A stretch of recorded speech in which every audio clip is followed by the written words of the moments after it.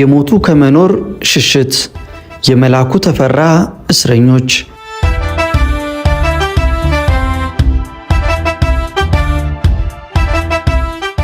የአዲስ አበባ ወጣቶች ናቸው። ኑሮ መረረን አሉ። ሁሌ እየሞቱ ከመኖር አንዴ ኖሮ አንዴ ብቻ መሞትን መርጠናል ብለው ለስደት ተነሱ። ጉዞም ጀመሩ። በጉዟቸውም ብዙ መከራን ቢያሳልፉም መጨረሻቸው ግን ጎንደርን ያስጨነቃት መላኩ ተፈራ የእግዚአብሔር ታናሽ ወንድም የዛሬን ማረልኝ ሁለተኛ አልወልድም የተባለለት መላኩ ተፈራ እጅ ላይ ጣላቸው። ለመሆኑ የወጣቶቹ የስደት ጉዞ ምን ይመስላል? የእግዚአብሔር ታናሽ ወንድም መላኩ ተፈራስ ምን አደረጋቸው? ሙሉ ታሪኩን ለታሪክ ማስታወሻነት ይረዳን ዘንድ ለዛሬ ይዘንላችሁ ቀርበናል። አብራችሁን ቆዩ።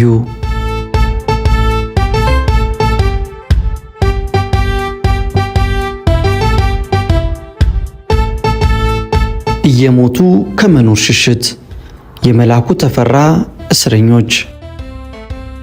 የ1974 ዓመተ ምህረት አዲሱ ዓመት ከሳምንት የበለጠ ዕድሜ አላስቆጠረም። የተስፋ ጉዞ ሳምንት ወደ ኢየሩሳሌም ሳይሆን ወደ ሱዳን። በምዕራባዊ ሰማይ በኩል ማዘቅዘቅ የጀመረችው ፀሐይ ግንባራችንን ትለበልበዋለች። የአየሩ ሙቀት ከገላ ላብ ብቻ ሳይሆን ደም ማውጣት ይቻለዋል። ደግነቱ የእኛ ላብ ታልቦ አልቋል። እንኳን ላብ ሽንትም የለን፣ ደርቀናል። እንደዚህም ሆነን እንራመዳለን፣ እንሄዳለን፣ እንጓዛለን። ሰፋፊ ቁምጣ ተራ ካናቴራ ለብሰን ከላዩ በላብና አቧራ ያደፈ ኩታ ደርበናል። የላስቲክ ጫማ ወይም በረባሶ ተጫምተን ትከሻችን ላይ ሽመል አጋድመናል። ለ4 ቀናት ያልተበጠረው ፀጉራችን በአቧራና ላብ ተያይዞ ተንጨፍሯል። ለተመልካች የአካባቢው ኮበሌ እንጂ በጎንደር በኩል ወደ ሱዳን ለመጥፋት የምንጓዝ የአዲስ አበባ ወጣቶች መምሰላችንን እንጃ። ውጫዊ ማንነታችንን ሊጠቁሙ ይችሉ የነበሩትን ጂንስ ሱሪና ጃኬት፣ ቲሸርትና ስኒከር ጫማ፣ መታወቂያና የመሳሰሉትን ከ4 ቀን በፊት የእግር ጉዞ ከጀመርንበት አዘዞ ከተማ ወጣ እንዳለን ያገኘነው ወራጅ ውሃ ውስጥ ጨምረናቸዋል። አሁን የራሳችን የግላችን እኛ እንጂ መንግስትና ተመልካች የሚለየን የበፊተኛ አይደለንም። እንደ አለባበሳችን አካሄዳችንም ተለውጧል። እንደ ከተማ ጓደኞች ጎን ለጎን ሳይሆን እንደ ገበሬው በሰልፍ ነው የምንጓዘው። ሶስታችንም አዲስ አበባ የአንድ ሰፈር ልጆች ነን፣ ጓደኛ ማቾች። ምክንያታችን የተለያየ ይሁን እንጂ ቀሪውን ሕይወት ከኢትዮጵያ ውጭ ለማሳለፍ ቆርጠን ነው ከቤታችን የወጣ ነው። በህጋዊ መንገድ ከኢትዮጵያ መውጣት ስላልተሳካልን ህጋዊ ያልሆነውን ተያይዘነዋል። ደግሞስ እስከ መቼ እውነተኛ ፍላጎታችንን ደብቀን መኖር ይቻለናል? ሁሌም እየሞቱ ከመኖር አንዴ ኖሮ አንዴ ብቻ መሞትን መርጠናል። አለበለዚያ አንዴ ብቻ ለመሞት።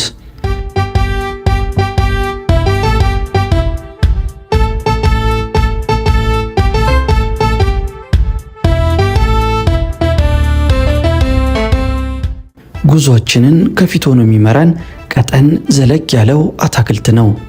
አታክልት በ1969 ዓ.ም በዚሁ መንገድ ወደ ሱዳን ሊጠፋ መተማ ላይ ተይዞ በማዕከላዊ ወንጀል ምርመራ የተወሰነ ጊዜ ታስሮ የተፈታ ልጅ ነው። ያኔ መንገዱን ስላየው ነው አሁን ከፊት ሆኖ የሚመራን። ከአታክልት ቀጥሎ ያለው ሙላቱ ነው። እኔና ሙላቱ ረዘም ላሉ ዓመታት በጓደኝነት ስላሳለፍን ቅርበታችን የወንድምነት ያህል ነው። ባለፉት ቀናት አብዛኛው ጉዟችን በምሽት የነበረ ሲሆን ቀኑን ተደብቀን በመተኛት እናሳልፈው ነበር። ከትላንት ጀምሮ ግን ለመንገድ ይዘነው የነበረው የቁርስራሽ ዳቦና የስኳር ስንቅ በመገባደዱ ጉዟችን ቀንም ማታም ሆኗል። ግና መንገዱ የሚከፋ አልሆነም። ሜዳ ስንጨርስ ሌላ ሜዳ ይተካል። ተራራ ወጥተን ጨርሰን እፎይ ብለን እናርፋለን ስንል ሌላ ተራራ ከፊታችን ይደቀናል። የእድላችን መጥመምና መክፋትን ያባሰው ደግሞ መንገዱን ያውቃል ተብሎ የመሪነት ረድፍ የያዘው አታክልት በ1969 ዓ.ም ደርግና ኢዲዩ ባደረጉት ጦርነት የሚያውቃቸው መንደሮች በመውደማቸው በአንዳንድ ቦታ ደግሞ ሌሎች አዳዲስ መንደሮች በመቆርቆራቸው ለሱም አዲስ እየሆኑበት በተሳሳተ መንገድ እንሄዳለን። አቋራጭ ይሆነናል ብለን የምንወጣው ተራራ ማብቂያው ገደል ይሆናል። ከመንደር ያርቀናል ብለን የተከተልነው መንገድ ሌላ መንደር ውስጥ ከቶ ከውሾች ከገበሬ ታጣቂዎች ጋር ያፋጥጠናል።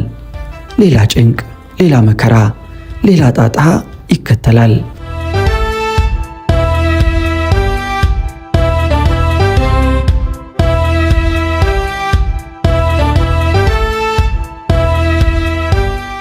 ፀሐይዋ ለመጥለቅ ተቃርባ ሙቀቱ ጋብ ባለበት ሰዓት ላይ ወደ አንድ መንደር ተቃረብን። መንደሩን መሃል ለመሃል አቋርጦ ማለፍ የሚያስከትለውን ዕዳ መጠርጠርና ችግር ያለፉት ስህተቶቻችንን ስላስተማረን መንደሩን በቀኝ በመተው ወደ ግራ አስፍተን ጉዟችንን ቀጠልን። መንደሯን አልፈን ብዙ ርቀት ሳንሄድ ቀን ግጦሽ ያሰማሯቸውን ከብቶች ከሚመልሱ ገበሬዎች ጋር ተገጣጠምን። አንዳንዶቹ ጅራፍ፣ አንዳንዶቹ ሽመል ይዘዋል። የአደን ውሾቻቸውም ይታያሉ። ድንግዝግዝ ባለው ብርሃን ማንነታችንን መለየት ባይችሉም የምሽት ተጓዥ መሆናችን ጥርጣሬ ውስጥ ከቷቸው ነው መሰል እነማን ናችሁ? ወዴትስ ነው የምትሄዱት? በማለት ይጠይቁን ጀመረ። ቆሞ መልስ መስጠት ሊያስጠረጥርና ወደ መጥፎ ሁኔታም ይመራናል ብለን ስለሰጋን እኛ ነን አይዟችሁ በማለት የእርምጃችንን ፍጥነት ጨመርን። ከጥቂት ሰኮንድም በኋላ ፈጣኑ እርምጃችን በሩጫ ተተካ። በዚህን ጊዜ ገበሬዎቹ እርስ በርስ እየተጠራሩ ከአደን ውሾቻቸው ጋር በመሆን ተከተሉን። እንደተከተሉን ስናውቅ ፍጥነታችንን ይበልጥ በመጨመር ወደ ጎን ታጥፈን በቅርብ ያገኘነው ጫካ ውስጥ ገባን። እሾህና ጋሬጣ እየወጋጋን እየቧጠጠን እየቦጫጨረን የውር ድንብራችንን ትንሽ ከሮጥን በኋላ አንድ ጥሻ ውስጥ ተደበቅን። የሚቻለንን ያህል ትንፋሻችንን በመዋጥ መጨረሻውን እንጠባበቅ ጀመር። የውሾቹ ጩኸትና የገበሬዎቹ ንግግር እየቀረበ ሲመጣ ፍርሃቴ ወሰን አጣ። ምሬት፣ ሐዘንና ተስፋ መቁረጥ ተሰማኝ። ባለፉት 4 ቀኖች በረሃብ በውሃ ጥም በድካም ተጉዘናል። ከአሁን ወዲያ የሚቀረን መንገድ ግፋ ቢል የ2 ቀን ጉዞ ቢፈጅ ነው። በዚህ መጥፎ አጋጣሚ እድሌን አማረርኩ። ሌላ ምንም ማድረግ የሚችለው ነገር አልነበረም። ጓደኞቼም እንደኔው ነበሩ። አንነጋገርም፣ አንላወስም፣ አንንቀሳቀስም። ጊዜው በመጨለሙና በእሾህ የተሞላው ቁጥቋጦ እንደ ልብ ተንቀሳቅሰው መፈለግ ገበሬዎቹን ስላላስቻላቸው ነው መሰል በመጡበት አኳኋን እየተለፋለፉ ተመለሱ። መራቃቸውን እንዳረጋገጥንም ከተደበቅንበት ወጥተን ያልተጠናቀቀውን ጉዞ በጨለማ ተያያዝ ነው። የሰዓታት ሳይሆን ያለማቋረጥ ባደረግነው የቀናት ጉዞ እያንዳንዱ የአካል ክፍላችን ከሌላው ጋር የተለያየ እስኪመስል ድረስ ተዳክመናል። ረሃቡ ይሞረሙረናል። ከዚህ ሁሉ በላይ መቋቋም ያቃተን ግን የውሃ ጥሙን ነበር። ጉሮሯችን ደርቋል፣ ምላሳችን ተሳስሯል። ይልቁንም ደግሞ ጉዞአችን ከደጋው ወደ ቆላው በመሆኑ ከዚህ በኋላ ውሃ የማግኘት ነገር ቀላል ፈተና እንደማይሆን ሶስታችንም ታውቆናል። ለመጨረሻ ጊዜ ውሃ የጠጣነው ሳይሆን የቀመስነው ከ2 ቀን በፊት አንድ ኩሬ ውስጥ የተጠራቀመ ውሃ አጋጥሞን ውስጡ የተዋለዱትን እንቁራሪቶች በማሐረብ በማጥለል ነበረ። መመለስ አይቻልም፣ ማረፍ አይቻልም፣ መሄድም ያው ሆነብን። ከአቅም በላይ እንደምንጓዝ ይታወቀናል፣ ግን ሌላ ምንም አማራጭ አልነበረንም። ማድረግ የምንችለው በተቻለ መጠን አቋራጭ እየፈለግን ቀሪውን መንገድ ማሳጠር ብቻ ነው።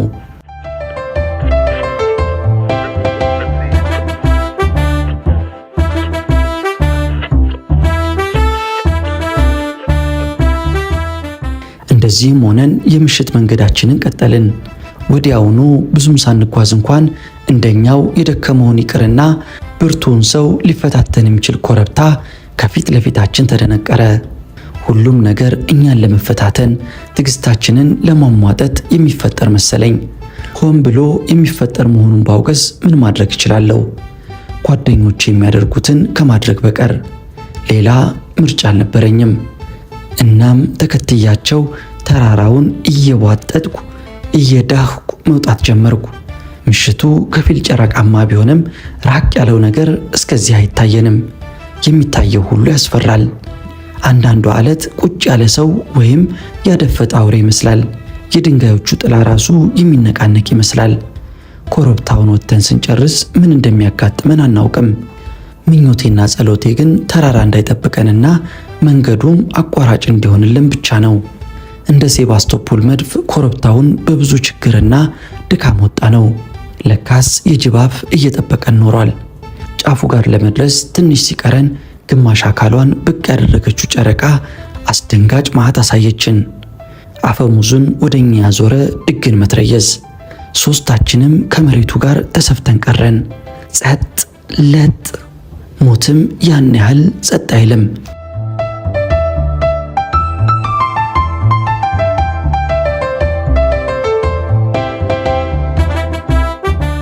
እንደምንም ቀና ብዬ ተመለከትኩ። ጓደኞቼንም አየው፣ እነሱም አዩኝ። በዚያች ቅጽበት ውስጥ ምን ይሻላል፣ ምን እናደርግ ብለን ብዙ የተማከርን መሰለኝ። ድንጋጤ ሲበርድ ተሰምቶኝ ወደ መትረየሱና ባለመትረየሱ ዞርኩ። በጣም ቅርብ ነው፣ ወይም በጣም ቅርብ ይመስላል። እንደ ወርቅ የሚያብለጨልጩ ጥይቶቹ በዝናር ታቅፈው እስከ መሬቱ ድረስ ተዘርግተዋል። ከመትረየሱ ኋላ እንቅልፍ አሸንፎት የሚያንጎላጅ ወታደር ወይስ አልተኛም ሊያጠምደን አስቦ ይሆን? ወደ ጓደኞቼ ዞርኩ፣ እነሱም ዞሩ። ተያየን። በዓይኖቻችን እየተመካከርን ብዙ ጠበቅን። ወታደሩ ሳይተኛ አልቀረም። ጊዜ ሳናጠፋ ፊታችንን ወደ መጣንበት አዙረን በቀስታ መውረድ ጀመርን። ወታደሩ ቢነቃ ጀርባችንን በጥይት እንደሚተረትረው ስለምናውቅ አካሄዳችን ልክ እንደ ጥላ ነበር። ድምፅ የለ፣ ትንፋሽ የለ። ቢነቃስ በምናችን ልናየው ነበር? ኮረብታውን እንደጨረስን ከጅብ አፍ ማምለጥ ራሱ ብልሃትና ብርታት ሆኖን የሩጫ ያህል እያጣደፈ ወስዶ ከአደጋውም ከአካባቢውም ሰወረን። ኋላ ግን ከኮረብታው ጀርባ ሳራባት የሚባል የጦር ካምፕ እንደሚገኝ አወቅን። ሞትን እንዳመለጥን ካረጋገጥን በኋላ ጠፍቶ የነበረው ድካምና ተስፋ መቁረጥ፣ ረሃብና ጥም ተመልሶ ሁላችንም ላይ ሰፈረ። በተለይም ሁለተኛውን ረድፍ ይዞ ይጓዝ የነበረው ሙላቱ እባካችሁ በቃን፣ እዚህ ጋር እንረፍ ይል ጀመረ። ሁላችንም ደከምን። ከዚያ በላይ በምሽት መጓዝ ምንም ያህል ውጤት እንደማያስገኝ ሁላችንም ተሰማን። እናም ቆም ብለን ልንተኛ የምንችልበትን ቦታ በዓይናችን ስንፈልግ እኔ ከእግሬ ጀምሮ እየደነዘዘኝ መጥቶ ራሴን ስቼ ወደኩኝ። ራሴን ስቼ ስወድቅ በሕይወቴ የመጀመሪያ ጊዜ ነው። በጨለማው አልታየንም እንጂ የወደኩት ጉድባ ውስጥ ነበር። የፊት ጥርሴ ተሸረፈ፣ ፊቴ ተላላጠ፣ ቆሰለ። በኋላ አትክልትና ሙላቱ እንደነገሩኝ በሁኔታው እጅግ ተደናግጠው ነበረ። ከወደኩበት ጉድባ ውስጥ በመውጣት የተጎሰጎሰ ሳር ያለበት ጥሻ ውስጥ አስተኙኝ። ለምናልባት ብለን ይዘነው በነበረው መድኃኒትም የተላላጠ ፊቴን አከሙልኝ።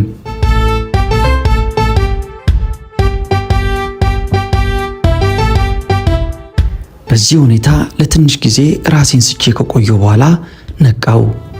የተጋጋጠውና የቆሰለው ፊቴ ይለበልበኛል። የተሸረፈው ጥርሴም እየጠዘጠዘ ያሰቃየኝ ጀመር።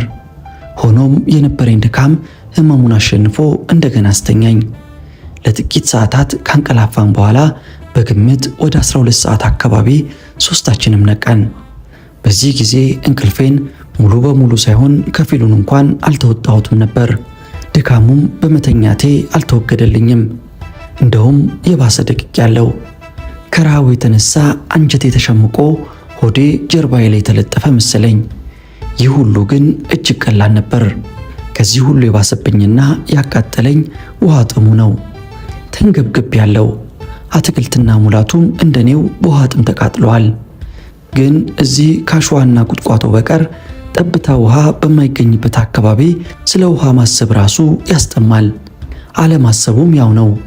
ጥማችንን ማስታገሻ ሌላ አማራጭ ስላልነበረን በባዶ ሆዳችን ሽንታችንን ልንጠጣ ወሰንን። አታክልት መዳፉን በመግጠም እጁን እንደ ቋት ከሰራ በኋላ በሽንት ሞላው።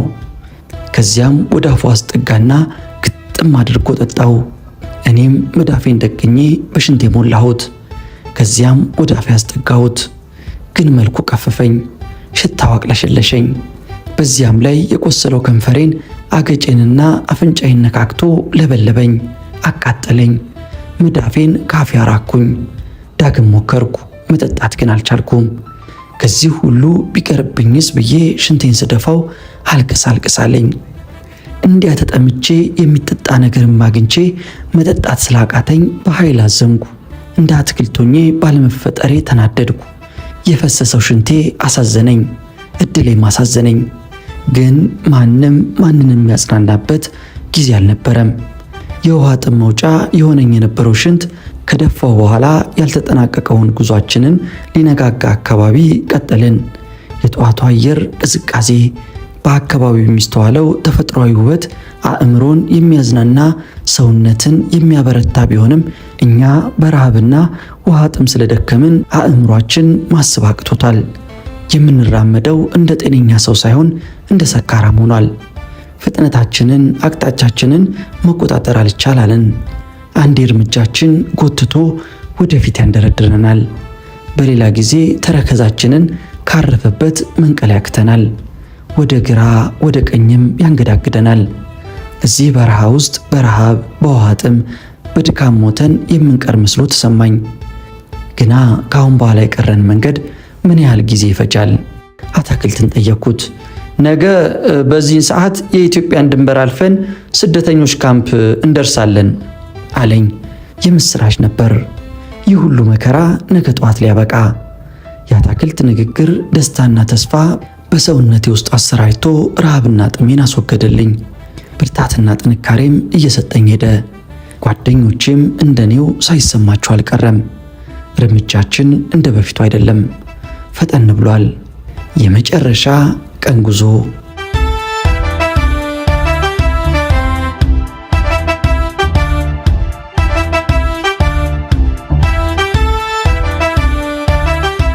በዚህ አይነት ሁኔታ ተጉዘን አመሻሽ ላይ ገንዳ ውሃ ወደምትባለው የሱዳን ስደተኞች መኖሪያ መንደር ተቃረብን። ገንዳ ውሃ ስንደርስ የሚላስ የሚቀመስ ነገር የማግኘት ተስፋ ስላደረብን ባለንና በተቻለን አቅም እየተጠቀምን የሌለንንም አቅም በተስፋ እየሞላን እየገነባን ከምሽቱ 5 ሰዓት አካባቢ ገንዳ ውሃ መንደር ደረስን። የመንደሯ መግቢያ ላይ ገንዳ ውሃ የሚባለው ወንዝ አለ። በድልድዩ ላይ ተሻግረን ወደ መንደሯ ስንገባ የሚበላ ነገር እናገኛለን የሚለው ተስፋችን ድልድዩ ላይ በቆሙት ጠባቂዎች መከነ። ቢያዩን ይይዙናል፣ ለመንግስት ያስረክቡናል። ስለዚህ ድልድዩን ወደ ግራ ትተን ወደ ቀኝ በማስፋት ወንዙን በዋና ተሻገር ነው። ገንዳ ውሃ መንደርን እየራቅን ስንሄድ ከሩቅ ጨለማውን ሰንጥቆ የሚመጣው የሱዳን ዘፈን ይሰማን ነበረ። ድሮ አዲስ አበባ ሻይ ቤት ቁጭ ብለን የምሰማው የሱዳን ዘፈን ነበር። ሳላስበውና ሳልወድ በሐሳብ ሸገር ወስዶ ልጅነቴን አስታወሰኝ። ጭንቅ፣ መከራ፣ ሐሳብና ጣጣ የሌለበት ነፃ የህይወት ዘመን። ሐሳብን ጠቅሎ ቤተሰብ ላይ ጥሎ ኖሮ የማይገኝ የማይመስል ጣፋጭ ዘመን። በተለይም እኔና ሙላቱ ይህንን ነገር ካሰብንበት ጊዜ ጀምሮ የምናሳልፍባቸው ቦታዎች አይኔ ላይ ድቅን አሉብኝ። ዋቢ ሸበሌ ሆቴል፣ ገነት ሆቴል፣ አምባሳደር ሲኒማ ቤት፣ ፒኮክ፣ ሐራምቤ። አሁን ግን የት ነው ያለሁት? ለምን? ማሰቡም ማወዳደሩም መመኘቱም ምንም የሚፈይደው ነገር አልነበረም። አሁን የሚያስፈልገው ያለፈው ሳይሆን የወደፊቱን መጪውን እያሰቡ በተስፋ መጓዝ ብቻ ነው። ገንዳ ውሃን አልፈን ጥቂት እንደተጓዝን አሁንም ሌላ ኮረብታ ከፊታችን ተደቀነ። እንዳለፈው ጊዜ ሁሉ ከዚህ ኮረብታ ጀርባ ያለውም ነገር ገደል ይሁን ሜዳ፣ እርሻ ይሁን የጦር ካምፕ አናውቅም ነበር። መሄድና ማምለጥ ግድ በመሆኑ ብቻ እየተራመድን ሳይሆን እየዳህን ወጣ ነው።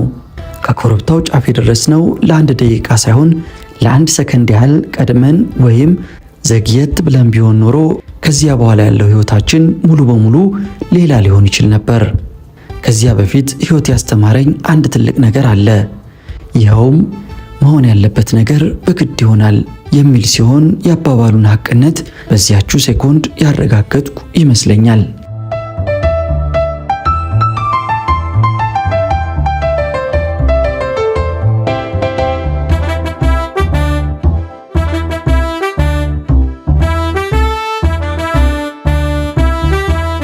ኮረብታው ጫፍ ላይ ከስር የማይታይ የገበሬዎች መንደር አለ። በመንደሩ የሚኖሩበት የወረ ኢመኑ ጎሳዎች ናቸው። እነዚህ ሰዎች ደግሞ ቀደም ሲል በጎንደር አማሮች እየተያዙ በባርነት ተሽጠው ሱዳን የሚወሰዱ፣ ፍየሎቻቸውንና በጎቻቸውን የሚዘረፉባቸው፣ ሚስቶቻቸውም የሚደፈሩባቸው ህዝቦች ናቸው። ከተወሰነ ጊዜ ወዲህ ግን ራሳቸውን ከጨቋኞች ጠብቁት ተብለው በደርግ መንግስት ታጥቀዋል። እኛ ኮረብታው ጫፍ ስንደርስና የተበራገጉ ፍየሎች ከጉሮኗቸው ወጥተው ሲፈረጥጡ አንድ ሆነ። እንደ መሰለኝ ከሆነ ከጥቂት ደቂቃዎች በፊት ፍየሎቹ ጉሮኗቸው ውስጥ ሆነው ባሰሙት ኳኳታ ባለቤታቸው ገበሬው ነቅቶ ኖሯል። ፍየሎቹ ተበራገው ከጉሮኗቸው ሲወጡ ዘራፊዎች እንደ ልማዳቸው መጡ በማለት ገበሬው መሳሪያውን ይዞ ሲወጣ ከኛ ጋር ተገጣጠመ። ለረጅም ጊዜ ያልተቆረጠው ጨብራራ ፀጉራችን እውነተኛ ሽፍታ ሳያስመስለን አልቀረም። ከጥርጣሬ እንዳያድነን የለበስነው መናኛ ልብስም የሽፍቶች ይመስላል። ይህ ሁኔታችን ገበሬውን ሽፍቶች ናቸው ብሎ እንዲያምን አደረገው መሰል። ጠላቶቹን ለመቀበል እንደተጣደፈ አይነት እነማን ናችሁ ቁሙ በሚል ጥያቄና ትዕዛዙ ጋር መሳሪያውን አቀባበለ። ያ ሁሉ ድካም፣ ያ ሁሉ ረሃብ፣ ያ ሁሉ ስቃይና እንግልት በዚህ ሊያበቃ ሱዳን በር ላይ እጃችንን ልንሰጥ አይደረግም። አካሄዳችን በሰልፍ ስለነበረ የሚሻለንን መምከርና መወያየት አልቻልንም። ቅጽበታዊ መልስ የሚሻው የባለመሳሪያው ጥያቄና ትዕዛዝም አላመቻለን። ፊት መሪው አትክልት በመሆኑ ያለን ምርጫ እሱ ያደረገውን ማድረግ ብቻ ነበረ። ቆሞ እጁን ከሰጠ እጃችንን መስጠት። አታክልት ለተጠየቀው ጥያቄ እኛ ነን የሚል የማያቋርጥ መልስ እየሰጠ ወደፊት ሮጠ። ሙላቱም ሮጠ። በመጨረሻም እኔም ተከትያቸው ሮጥኩ። ገበሬው እነማን ናችሁ ቁሙ የሚል ጥያቄውን እየጠየቀን ሳለ መሳሪያውን አቀባብሎ ጣቱም ቃታው ላይ ስለነበረ ትዕዛዙን ጥሰን መሮጣችንን ሲመለከት ያገኘሁትን ላገኝ ብሎ ተኮሰ። መንደሩ ችምችም ብሎ ኮረብታው አናት ላይ ባለው ለጥ ያለ ሰፊ ሜዳ የተሰራ በመሆኑ ተኩሱን የሰሙ መንደርተኞች ከየቤታቸው በመውጣት መሳሪያቸውን ያንጣጡት ጀመረ። ከፊት ይተኮሳል፣ ከኋላ ይተኮሳል፣ ከግራ ከቀኝ ከቅርብ ከሩቅ ይተኮሳል። በጭንቅ የታሰበ መፍትሄ ሆኖ ሮጥን እንጂ ሩጫችን የሚያዛልቅ አልነበረም። እንኳን ተተኩሶ ካለ ተኩስም የምንያዝበት ሁኔታ ላይ ነበር ያለነው። በረሃብ በጥም በእንቅልፍ እጦትና በእግር ጉዞ የተዳከመው ሰውነታችን በልቶ ካደረ ገበሬ የሚያስመልጥ ሩጫ መፍጠር አይቻለውም። ግና አንዴ ጀምረነዋልና የሞት ሞታችንን ሮጥን። የእድልም ነገር ሆኖ በምሽት የወጣችው ሙሉ ጨረቃ አካባቢውን ግልጥልጥ አድርጋ ታሳይ ስለነበር አንዳችም መሸሸጊያ ቦታ አልነበረንም። ከዚህም በላይ አብዛኛው የመንደሩ ገበሬ ታጣቂ በመሆኑና መተኮስንም እንደ ጀግንነት ስለሚቆጥር ከየጎጆ የሚወጣው እየሸለለ እየፎከረና እየተኮሰ ጭምር ነበረ። ከፊት ይተኮስብናል፣ ከኋላ ይተኮስብናል፣ ከግራም ከቀኝም ይተኮስብናል። ማምለጥ ቀርቶ ሕይወትን እንኳን አትርፎ መያዙ ጭንቅ ሆነ። መግቢያ መውጫው፣ መሮጫ ማምለጫው ጠፋ። በመጨረሻም ለማምለጥ ሳይሆን ከተኩሱ ብቻ ራሳችንን ለማትረፍ ወደ ጎን አሳብረን ካገኘነው ረዣዥም የማሽላ ተክል ውስጥ ገባን። ጥቂት ከሮጥንም በኋላ መሃል አካባቢ ተሸሽገን ተቀመጥን። ተኩሱ አሁንም ቀጥሏል። የጥይቱ ብልጭታ ከጨረቃዋ ብርሃን ጋር ተዳምሮ ምሽቱን ንጋት አስመስሎታል። የባሩዱ ሽታ ማፈን ጀምሯል። መጠራራቱ፣ ቀረርቶ፣ ፉከራውና ሽለላው ከተደበላለቀው ተኩስ ጋር እውነተኛ ጦርነት ውስጥ እንዳለው ሆኖ ተሰማኝ። የተሸሸግንበት የማሽላ ተክልም በብዙ ገበሬዎች እየተከበበ መሆኑን ተረዳን። እንዲያም ሆኖ አስፈሪውን ሞት ቁጭ ብሎ ከመጠበቅ በቀር መውጫ ቀዳዳ ወይም መከላከያ አልነበረንም። ወደ ተሸሸግንበት የሚያመራው የእግር ኮቴ የማሽላውን ተክል እየገረዳደሰ ሲጠጋ ይሰማን ጀመረ። የኮቴው ድምፅ በጣም እየቀረበን ሲመጣ የመጨረሻዋ ጊዜ መቃረቧን ተረዳው። እናም ለአንድ ዓላማ ከቤታችን በህብረት እንደወጣን ሁሉ ወደሚቀጥለውም የሞት ዓለም አንድ ላይ እንድንሄድ ከኔና ከአታክልት ትንሽ ራቅ ብሎ የተቀመጠውን ሙላቱን በእጅ ምልክት ጠራሁት። ሙላቱ ከተቀመጠበት ተነስቶ ወደኛ ለመምጣት እንቅስቃሴ ሲጀምር በአናታችን ላይ የሚበረው የጥይት ሩምታ በማየሉ ተመልሶ ቁጭ አለ። ወዲያው ሙላቱ ከተቀመጠበት አቅጣጫ ከቅርብ ርቀት የተተኮሰው ጥይት ኃይለኛ ብርሃን ፈጥሮ ፊቴን አዙሬ በደረቴ ከመሬት ጋር እንድሰፋ አደረገኝ። አጠገቤ የነበረው አታክልትም እንደኔው መሬቱ ላይ በደረቱ ተደፍቷል።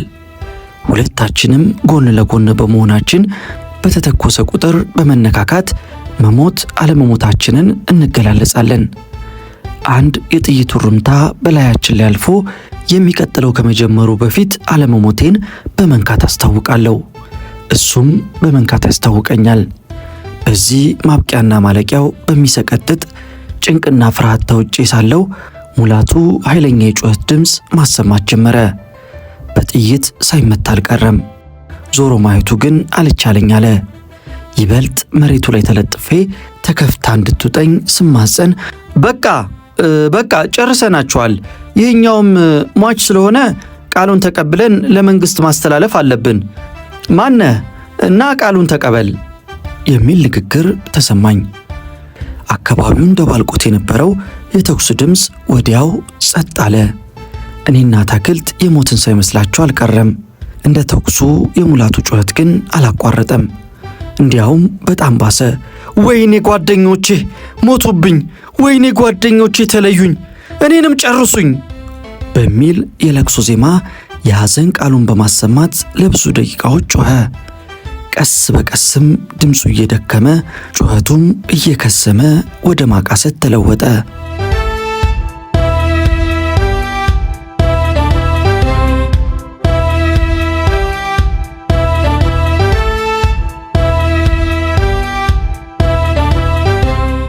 ምኑን ይሆን የመቱት? ወይኔ ጓደኛዬ ይተርፍ ይሆን? በእንዲህ አይነት የጭንቀት የፍርሃትና የሐዘን ስሜት ተውጬ ሳለው አንድ የወታደር ጫማ መሳይ ከጎን ደረቴ አካባቢ ሰቅስቆ በመግባት እንደ ሬሳ ገለበጠኝ። የሚያብረቀርቅ አውቶማቲክ መሳሪያ የገለበጠኝ ሰውዬ ደረት ላይ ተመለከትኩ። የከበቡኝ ገበሬዎች አለመሞቴን በአስተያየቴ በመረዳታቸው ነው መሰለኝ ግማሹ ጠመንጃውን ግማሹ ዱላውን እላይ ላይ ለማሳረፍ በአንድነት አነሱ። የተነሳው የዱላና የሰደፍ ማዕት እርስ በርሱ ተደራርቦ ለአፍታ ጎጆ ቤት የሰራ መሰለኝ። አውጣኝ ብዬ አይኔን ጨፈንኩ። ከተነሱት ዱላዎች አንድ ሁለቱ ቢያርፉብኝም በቃ አሁን በእጃችን ስር ነው ያሉት፣ ከአሁን በላይ ምንም አያስፈልግም የሚል የሽማግሌ ንግግር ግልግል ገብቶ ከመቀጥቀጥ አተረፈኝ። በልቤ መረኳቸው። ወዲያውም ከተኛንበት ተነስተን እንድንቀመጥ ተደረገ። ከዚህ በኋላ ከከበቡን ገበሬዎች መካከል አንዱ ሮጥ ብሎ ወደ ጎጆ በመሄድ ዳውላና እህል የሚያመላልስበትን መጫኛ ይዞ ከተፍ አለ። አፍታም ሳይቆይ እኔና አታክልትን እጃችንን ወደ የጀርባችን እስኪሰበር አዙረው ተተርትሮ በማያልቅ መጫኛ ጥፍር አድርገው አሰሩና ከበውን ቆሙ። ይህን ጊዜ ነበረ ሙላቱን ለማየት የበቃሁት። ሁለቱም እጁ ከክንዱ በላይ በጥይት ተመቷል። በኋላ እንዳወቅኩት ከሆነ ሙላቱ ሁለት እጁን ሊመታ የቻለው እሱ በተቀመጠበት አቅጣጫ እየተኮሱ የመጡት ገበሬዎች ቀድመው በመድረሳቸው ከተደበቀበት ተነስቶ ለመማረክ እጁን ሲያነሳ ነበር በጥይት የተመታው። የሙላቱ እጅ አንዱ እንደ መንጠልጠል ብሏል። በዚህም የተነሳ በያዙን ገበሬዎች ሊታሰር የሚችል ነገር ስላልነበረ ጨርቅና ሸንበቆ በማምጣት እጁን ካሰሩለት በኋላ ከበውን ቆሙ።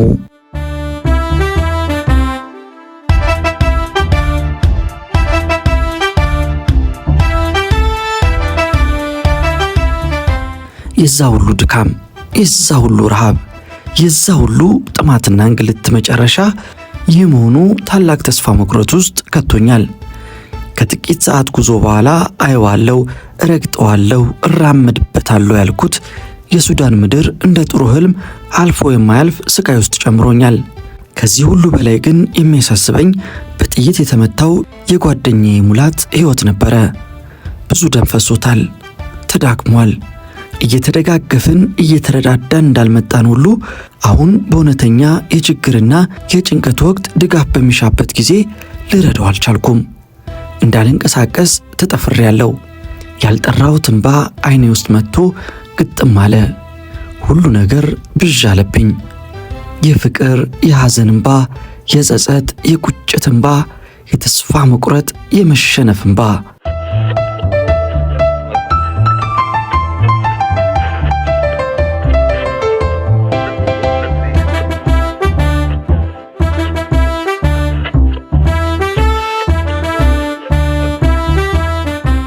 ዙሪያችንን የከበቡን ገበሬዎች እንደ ጉድ እንደ ልዩ ፍጡር ያዩናል።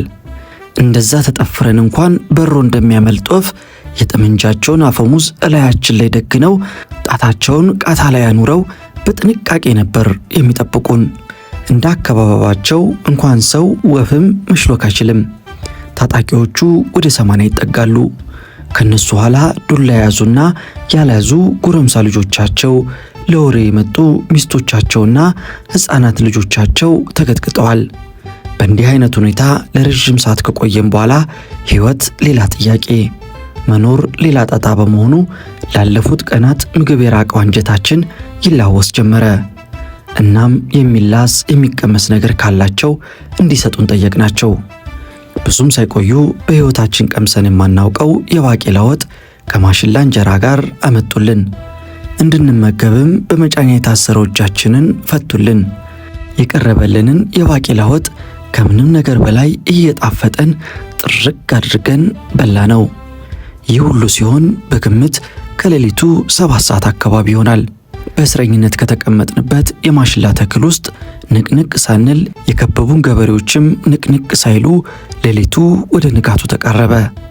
በግምት 11 ሰዓት አካባቢ ሲሆን ከከበቡን ገበሬዎች የተወሰኑት አቅራቢያ ከምትገኘው ሸሄዲን ከተማ ሁኔታውን ለመንግስት አሳውቆ የፖሊስ ኃይል ለማምጣት ተጓዙ።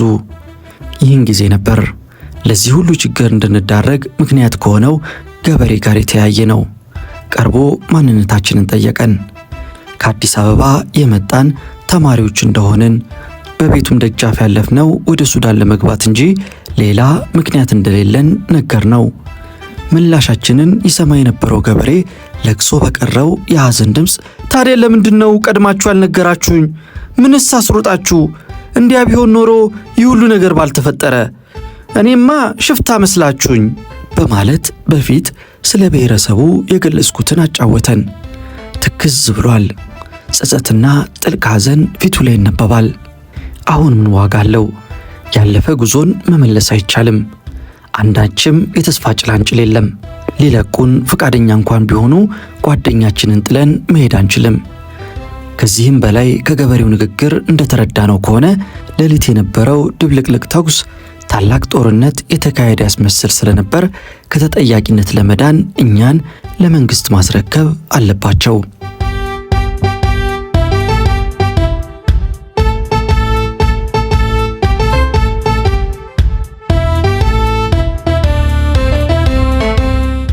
ከንጋቱ 1 ሰዓት አካባቢ ከርቀት የከባድ መኪና ሞተር ድምፅ ይሰማኝ ጀመረ።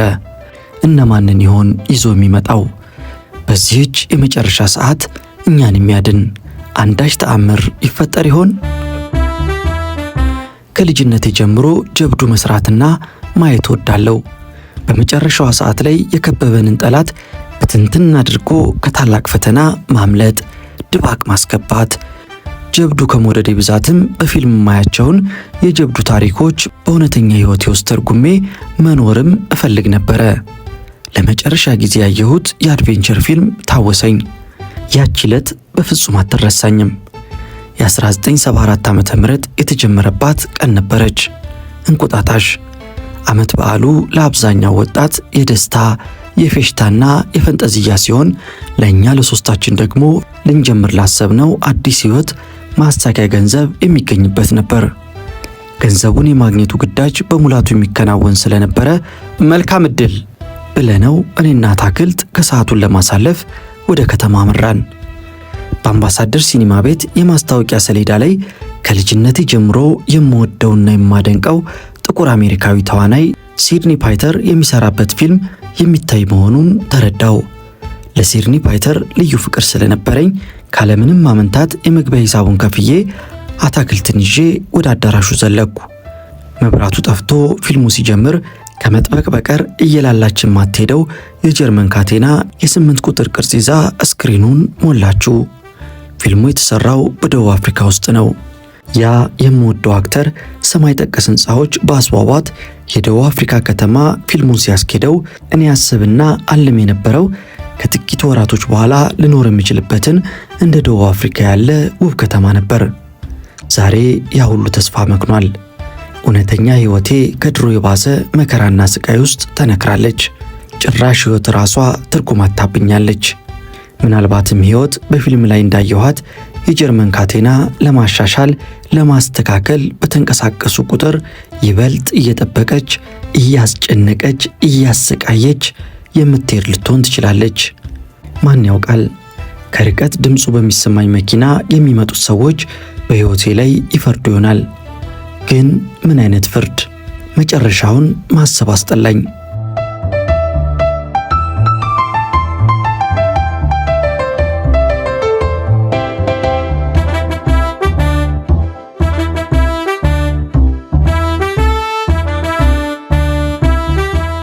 ከሩቅ ይሰማ የነበረው የመኪና ድምፅ እየቀረበ መጥቶ የማሽላውን ተክል እየገረደሰ ካለንበት ቦታ ደረሰ። የወታደር መኪና ነበር። የዕቃ መጫኛው ላይ ከ40 የማያንሱ ወታደሮች ዩኒፎርማቸውን ለብሰው ደረታቸው ላይ አውቶማቲክ መሳሪያ አጋድመው ቆመዋል። አናታቸው ላይ ደፉት ሄልሜት ያብረቀርቃል። የመጡበት መኪና ከመቆሙ እንደ ጥሩ ኮማንዲስት እየዘለሉ በመውረድ ጠመንጃቸውን ወድረው ዙሪያችንን ከበቡን። አንድ ሌላ ወታደር ምናልባትም አዛዣቸው ሳይሆን አይቀርም የከበቡን ወታደሮች አልፎ በእጁ የያዛትን የጀርመን ካቴና እያንቀጫቀጨ ወደኛ ቀረበ። ያቺ በፊልም ላይ ስክሪኑን ሞልታ ያየኋት የጀርመን ካቴና ዛሬ በፊልም ሳይሆን በእውነተኛ ሕይወቴ ላይ ተደነቀረች።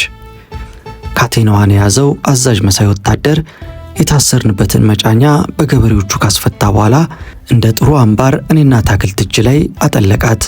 በአንዱ ካቴና ሁለታችንን አቆራኘን።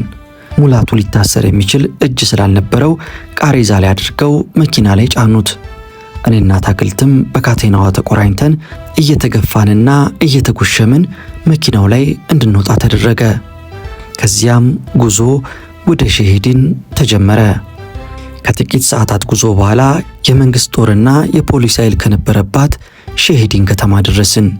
ይዘውን የመጡት ወታደሮች በአስተዳደር ጽሕፈት ቤት ካደረሱን በኋላ ለፖሊስ አስረክበውን ሄዱ። በአስተዳደሩ ጽሕፈት ቤት አስተዳዳሪው፣ የፖሊስ አዛዡና ሌሎችም ባለስልጣኖች ነበሩ። የያዙን ገበሬዎች ስለኛ ምን እንደነገሯቸው ባልረዳም በተለየ ሁኔታ ነበር የሚያዩን። ምናልባትም ጊዜው ሊሆን ይችላል። በዚያን ወቅት እኛ የመጀመሪያዎቹ ሳንሆን አልቀረንም። ለጥቂት ደቂቃዎች በአዛዡና በባለስልጣኖቹ ከተጎበኘን በኋላ በተረከቡን ፖሊሶች ታጅበን ወደ እስር ቤት ተወሰድን። የፖሊስ ጣቢያው እስር ቤት ከኛ ሌላ እስረኛ አልነበረባትም። እስር ቤቷ ትንሽ ክፍል ናት። የቀኑ ሙቀት ከፍተኛ ደረጃ ላይ በመድረሱ ክፍል ውስጥ የተፈጠረው ወበቅ ያፍናል። የድካምና የእንቅልፍ ስሜት ቢኖርም መተኛት ግን አልቻልንም።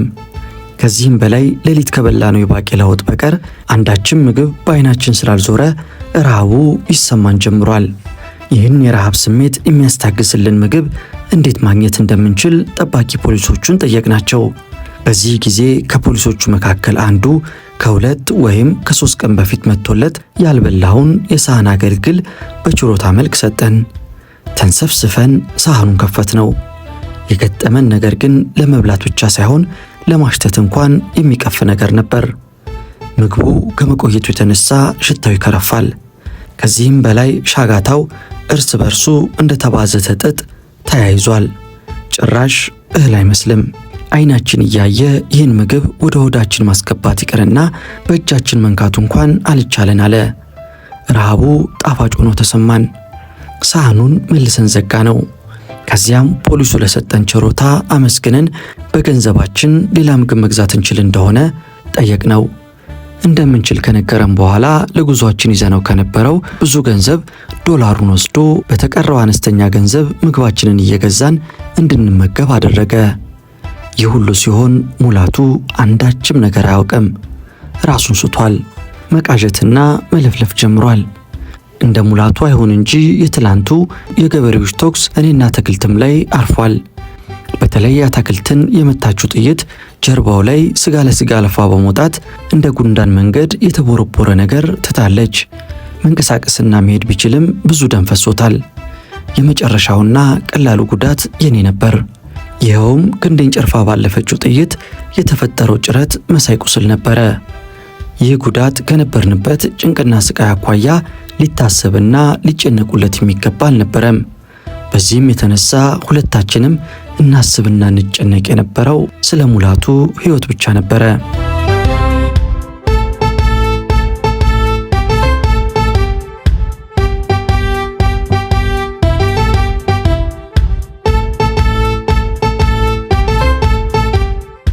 ሙላቱ ብዙ ደም ፈሶት በመዳከሙ አስቸኳይ የሕክምና እርዳታ የሚፈልግበት ሁኔታ ላይ ነበረ። ይሁንና በአካባቢው የተደረገለት ሕክምና ማንም ተራ ሰው ሊያደርግለት ከሚችለው ያነሰ በመሆኑ ተስፋ አስቆራጭ ሁኔታ ገጥሞናል። ምን መደረግ እንዳለበት እናውቃለን፣ ግን አንዳችም ነገር ማድረግ አንችልም። ሌላ ሰው ማዘዝ ይቅርና በራሳችን ላይ እንኳን መብታተናል። በዚህ አይነት ተስፋ አልባ ሁኔታ ተከበን ነበር የመተማውን የሸሂድን እስር ቤት ሕይወት የጀመርነው። ከቀን ወደ ቀን የሙላቱ ሕመም እየጸና ስቃዩም እየበዛ ሄደ።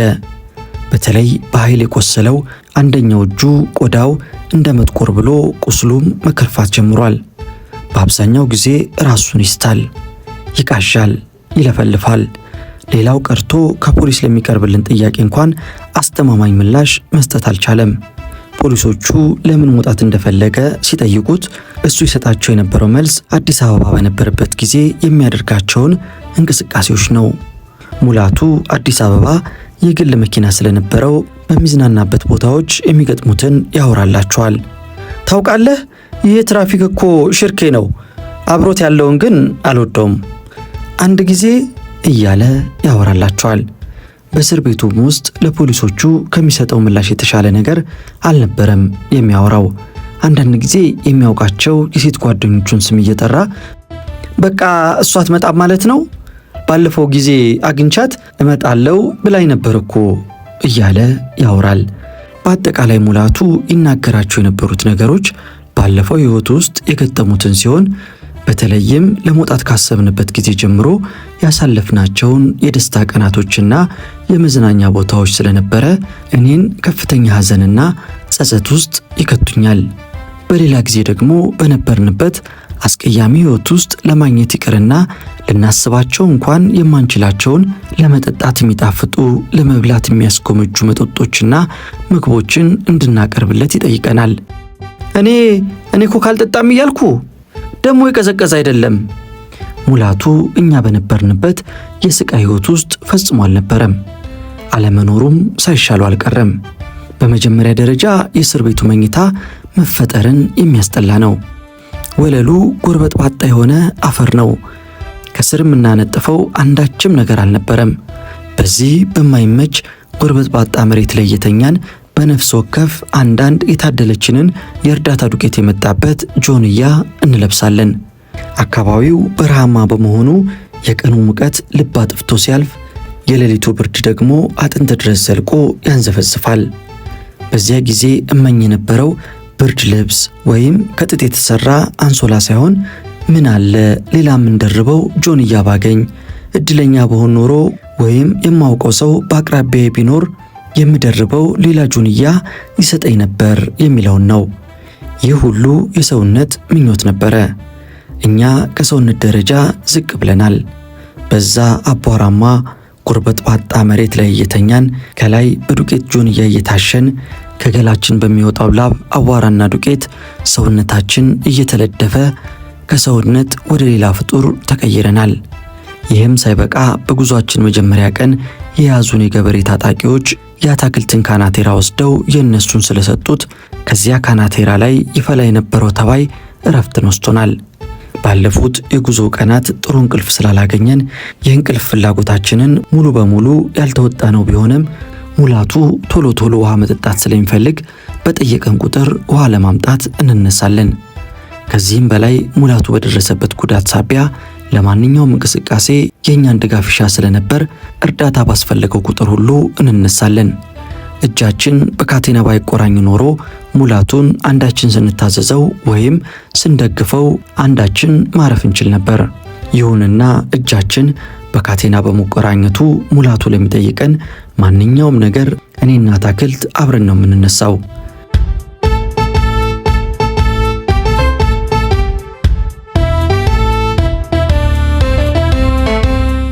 በተንቀሳቀስንም ሳይሆን ነቅነቅ ባልን ቁጥር የተቆራኘንበት የጀርመን ካቴና እየጠበቀች ትሄዳለች። ይህን መሰሉ ማለቂያ የሌለው ስቃይና ፈተና የእስር ቤት ሕይወታችንን ከምንጊዜውም በበለጠ ሁኔታ ተስፋ አስቆራጭ አደረገው። የእስር ቤቱ የቀናት ሕይወታችን እየጨመረ በሄደ ቁጥር ስቃያችን እየበዛ ሙላቱም እንደማይተርፍ እየታወቀን መጥቷል። የእጁ ቆዳ ጠቁሯል፣ መሽተት ጀምሯል። ትሎችም ከታሰሩበት ፋሻ ሲወጡ ይታያሉ። ምን ማድረግ ይቻለናል? ልንተርፍ በምንችልበት ሁኔታ ተይዘን ለዚህ በቅተናል። አሁን ደግሞ ሊተርፍ የሚችለው ጓደኛችን በሕክምና ጦት ሊለየን ሆነ። ሁኔታው በጣም ስላሳሰበንና ስላሰጋን ለፖሊስ አዛዡ ነገርናቸው። ምርመራችንን ሳንጨርስ መሄድ እንደማንችል አስታውቀውን በአካባቢው ያለው ሐኪም በመጀመሪያው ቀን ፋሻ ያሰረለት ብቻ በመሆኑ እሱ ጋር ይዤው እንዲሄድ ፈቀዱልኝ። ሙላቱን ደግፈው በፖሊሶቹ ታጅበን ከእስር ቤት ወጣን። ካቴናው ከእጄ ወልቆ የውጩን አየር ስተነፍስ የመጀመሪያ ቢሆንም ለልቤ ደስታ፣ ለመንፈሴ መዝናናትን አልፈጠረልኝም። ልብ ውስጥ የሌለ ደስታ ከየት ይመጣል? ሙላቱን ደግፌው በፖሊሶቹ እንደታጀብን ሐኪም ቤት ደረስን። ሐኪሙ ስርዓት በሌለ ሁኔታ ነበር የተቀበለን። እንደ መጠየፍም እንደ ማመናጨቅም እያደረገው ሙላቱን ቃሬዛ ላይ እንዳስተኛ አዘዘኝ። ሐኪሙ የተጠቀለለውን ፋሻ በትልቅ መቀስ መቁረጥ ሲጀምር በሕይወቴ አይቼ የማላውቃቸው ነጫጭ የሥጋ ትሎች ከሙላቱ ቁስል ውስጥ እየተፈተለኩ መውጣት ጀመሩ። ሰው ሆኜ መፈጠሬን ጠላው። ምናልባትም እንደዚህ አይነት እይታ ዳግም በሕይወቴ ላይገጥመኝ ይችላል። ግን እስከ መቼውም የምረሳው አይደለም። የሙላቱ እጅ ቆዳ እንደ ከሰል ጠቁሯል፣ ሥጋውም አባብጧል። ከዚያ ውስጥ ከፋሻው ጋር ተዘርግፈው የወጡት ነጫጭ የሥጋ ትሎች ልቆጣጠረው በማልችል ሁኔታ እምባዬን አረገፉት። ባለሁበት ቆሜ የጓደኛዬን ስቃይ ለመመልከት አቅሙም ችሎታውም ስላልነበረኝ ፊቴን አዙሬ ወደ መስኮቱ ራቅኩ። ይህኔም ክንፍ አውጥቼ የምበር ይመስል አጃቢ ፖሊስ መሳሪያውን እላይ ላይ ደቅኖ ወደ ቦታዬ እንድመለስና ዳግም እንዳልንቀሳቀስ አስጠነቀቀኝ። በዚያ ሰዓት የማምለጥ አጋጣሚ እንኳን ቢፈጠር ማምለጥ አልፈልግም። ሁሉም ነገር አብቅቷል። ግና የአጃቢ ፖሊስ ሐሳብ እንደዛ ስላልነበረ ማየት የማልፈልገውን ነገር በግዴታ እያየው እንድቆይ አደረገኝ።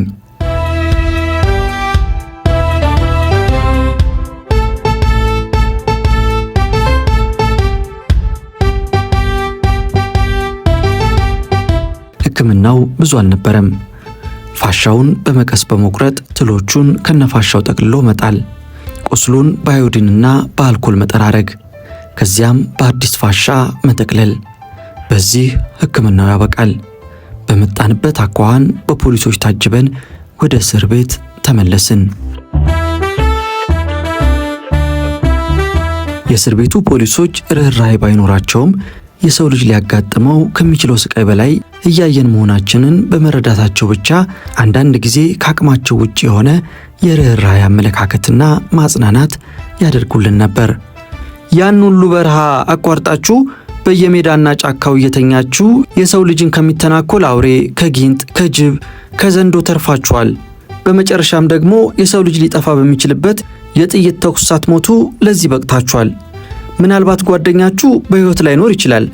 እንዲያም ሆኖ የሁለታችሁ ሕይወት መትረፍ መቻሉ ታላቅ ዕድል በመሆኑ ልታዝኑ አይገባችሁም ይሉናል። እውነት ይሄ ዕድል ነው? የፖሊሶቹ ንግግር ከቶውንም የልቤን ሐዘን ፍቆ ሊያጽናናኝ አልቻለም። ድሮም እየኖሩ መሞትን እንጂ የሸሸሁት የምበላው አጥቼ አልነበረም። አሁን ግን ደጋግሜ እየሞትኩ ነው። አብሮ አደግ ጓደኛዬ በሞት አፋፍ ላይ ነው ያለው። እኔ ብተርፍስ? ቤት ሄጄ ምን ብዬ አወራለሁ? ከአሁን ወዲያ ለእኔ ምን ደስታ ሊኖር ይችላል? እንዲህም በቁም ከሚያሰቃዩን ለምን አይገድሉንም?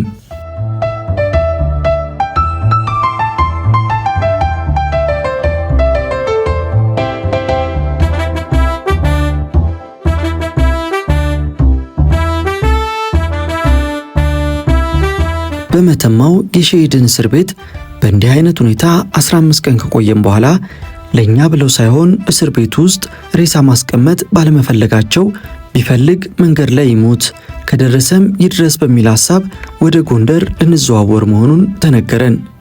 የምስራች ነበር። ታላቅ ደስታ ተሰማኝ። ጎንደር ሄደን ፍትህ እናገኛለን ብለን አናስብም። እንዲያውም እዚህ ካሉት ፖሊሶች የባሱ ያረመኔው የሻለቃ መላኩ ፖሊሶች ጋር ነው የምንሄደው። ነገር ግን የጓደኛችን የሙላቱ ሕይወት ይተርፍ ይሆናል።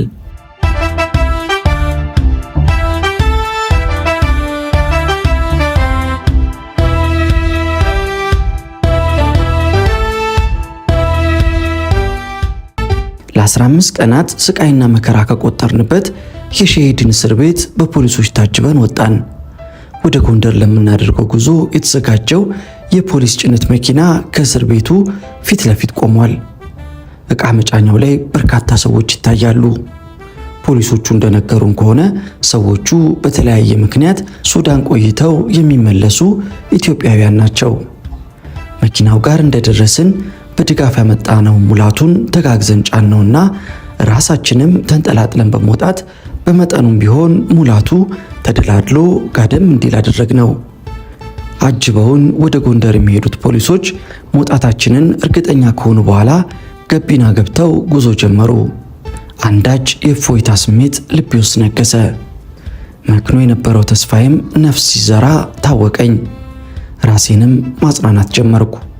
ማን ያውቃል ይህ ጉዞ በተቀላጠፈ ሁኔታ ካለምንም ችግር ከተጠናቀቀ በደረሰበት ስቃይ ራሱን ስቶ በመቃዠትና በመለፍለፍ ላይ ያለው ጓደኛዬ ወደ ሞት አፋፍ የተቃረበው አብሮ አደጌ ይተርፍ ይሆናል። ያለፈውን ስቃይ እንዳያስታውሰኝ ወደ ኋላ የሚቀረውን እስር ቤት ዞሬ ማየት አልፈለኩም። ወደፊት ብቻ ነበር ማየው። ሐሳቤም እንደዚያው። በእንዲህ አይነት ታላቅ ተስፋ የተጀመረው ጉዞ ከጥቂት ቆይታ በኋላ ወደ ታላቅ ስጋትና ጭንቀት ተለወጠ። ምን ያህል አስቸጋሪና ፈታኝ ቦታዎችን አልፈን እንደመጣንም የተረዳሁት በዚህ አጋጣሚ ነበር። ከረጃጅሙ የበረሃ ሳር በቀር የሰው ፍጡር የማይታይበት ምድር፣ ውሃ የሚያሰኝ ለአይን የሚታክት በረሃ፣ ሐሩር፣ ነዲድ፣ ቃጠሎ። መኪናው የሚጓዝበት መንገድ ወጣ ገባና ጉድጓድ የበዛው በመሆኑ የሚፈጥረው መንገጫገጭ ቁስለኛን ሰው ይቅርና የጤነኛውንም ቢሆን አጥንት ከስጋ የሚለያይ አይነት ነበር። በእያንዳንዷ መንገጫገጭ ሙላቱ በተወራጨ በተገላበጠና በተንቀሳቀሰ ቁጥር የምንይዝ የምንጨብጠው ይጠፋናል። በዚህ አስቀያሚ ጉዞ የሙላቱ ሕይወት እንዳታልፍ ሰጋን። ምን ማድረግ እንዳለብን ግን ቸገረን። ሙላቱ ራሱን የሳተበት ወቅት በመሆኑ እንዴት ብናስተኛው እንደሚመቸው ስቃዩም እንደሚታገስለት ሊነግረን አልቻለም። ይልቁንም በእንደዚህ ያለ መንገጫገጭ ሙላቱ ይናገር የነበረው ኡፍ እኔ የሚንት ጁስ አልጠጣም እያልኩ ደግሞ ለምን እዚህ ጋር ፓርክ አናደርግም? እንትና እኮ ሊያገኘን ይችላል የሚል የከተማና የሚኖት ቋንቋ ነበር። በህልሙ ወደ ድሮ ደስታ ይመለሳል። አሁንን ረስቶ ያለፈን ይኖራል። እውነተኛ ህይወቱ ግን የሰው ልጆች የመጨረሻው አስቀያሚ መልክ ላይ ነበረች። በዚህ አይነት ሁኔታ ተጉዘን ረፋድ ላይ ሳራባት የምትባለው ትንሽ ከተማ ደረስን። የምሳ ሰዓት ያለፈ ቢሆንም ፖሊሶቹ መኪናውን አስቁመው ምሳ ሊበሉ ወረዱ። በዕቃ መጫኛው ላይ ከኛ ጋር የተሳፈሩትም በመውረድ ተከተሏቸው። እኛ ግን ባለንበት ሆነን ሙላቱን እያስታመምን በዚህ ከተማ አውራ ጎዳና መስሪያ ቤት ውስጥ የሚሰራ ጓደኛችን እንዲጠራልን መልእክት ላክን። ምሬት፣ ሐዘንና ዳግም ተስፋ መቁረጥ ተጭኖናል። የደረሰብን ስቃይ ከምንችለው በላይ በመሆኑ ውጥናችንን ያላማከርናቸው ቤተሰቦቻችን እንዲደርሱልን ፈልገናል። ይህ መልእክት የላክንበት ጓደኛችን ቤተሰቦቻችንን በደንብ ስለሚያውቃቸው ያለንበትን ሁኔታ ነግሮ ከዚህ ስቃይ የምንገላገልበትን መላ እንደሚፈልግ ገምተናል። ሌላ ምን ረዳትና አለው ባይ ይኖረናል። በእንዲህ አይነት ሁኔታ ብዙ ደቂቃዎች ከጠበቅን በኋላ የላክንበት ጓደኛችን ከሩቅ ሲመጣ ተመለከትኩት። አብረን ያሳለፍናቸው ጣፋጭ የጓደኝነት ጊዜ ትውስታ ተቀሰቀሰብኝ። በተለይም ወደ ጎንደር ያደረግነው ጉዞ ከመጀመሩ በፊት የነበረው ደስታ፣ በስታዲየም ዙሪያ በሬንዴቩ ከቡና ቤት በግል መኪና እየተዘዋወሩ መዝናናት። ዛሬ ግን በተለየ ሁኔታና አጋጣሚ ልንገናኝ ነው። ለደስታ ሳይሆን ለሐዘን፣ አዲስ አበባ ሳይሆን ሳራባት።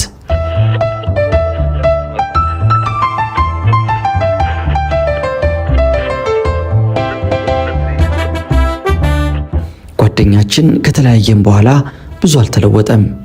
እኛ ግን ከስማችን በቀር የድሮኛነታችንን ሊጠቁም የሚችል ነገር ላያችን ላይ የቀረ አይመስለኝም። የከተሜ ፀጉር አቆራረጣችን በሽፍታ ጎፈሬ ተተክቷል። ቲሸርትና ጂንሳችን ባደፈ በተተለተለና ተባይ በወረረው ከኔተራና ቁምጣ ተቀይሯል። ከስተናል፣ ጠቁረን አፈር መስለናል። ምናልባትም ከህይወት ባሻገር ከሞት ወዲህ ማዶ የሚገኝ የጉስቁልና ህይወት ደረጃ ላይ ነበርን። ጓደኛችን ሲያየን የሚሰማውን ሐዘን ከወዲሁ ሳስበው ሰቀቀኝ። ግና ሌላ ምንም አማራጭ ስላልነበረን ወደ መኪናው እየቀረበ ሲመጣ ለመታየት ከተቀመጥንበት ተነሳን። ይሁንና ጓደኛችን ዕቃ መጫኛው ላይ ለነበርነው ሰዎች ምንም አትኩሮት ሳይሰጥ ወደ ገቢና አመራ። በዚያም ምሳ በልተው ከተመለሱት ፖሊሶች በቀር የሚያውቀው ሰው በማጣቱ እኛ ወደ ነበርንበት ተመለሰ። በዕቃ መጫኛው ላይ ከተሳፈርነው ሰዎች በመጠኑም ቢሆን ሻል ያለ ልብስ የለበሱት ሴቶች ስለነበሩ ጓደኛችን እኛን አልፎ ወደ ሴቶቹ በመቅረብ ማን ነው የፈለገኝ በሚል አስተያየት ተመለከታቸው። ይህን ጊዜ ጓደኛችንን በስሙ ጠራ ነው። አይቶንም ሊያውቀን አልቻለም። ቢጨንቀን ለጓደኛችን እኛ እነከሌ ነን ብለን ስማችንን ነገር ነው። አንዳችም ነገር ሊገለጽለት አልቻለም። የሚያይና የሚሰማው ነገር ሁሉ በእውን ሳይሆን በህልም የሆነበት ያህል ግራ ተጋብቶ ፈዞ ቆመ። ቀስ በቀስ ራሱን ሲገዛ ማንነታችን ተገለጸለት። እንዴት ሆኖ? ምን ሆናችሁ? የት? የሚሉ የተለያዩና የተዘበራረቁ ጥያቄዎችን አከታተለብን። በዚህ ግራ መጋባት ውስጥ ሳለን የመኪናው ሞተር በመነሳቱ እኛ እከሌ ነን፣ ወደ ሱዳን ባደረግነው ጉዞ ተይዘን እንዲሆነናል። አሁን ታስረን ወደ ጎንደር እየሄድን ነው። ምናልባትም ካልገደሉን ጎንደር አንዱ እስር ቤት ውስጥ እንገኛለን።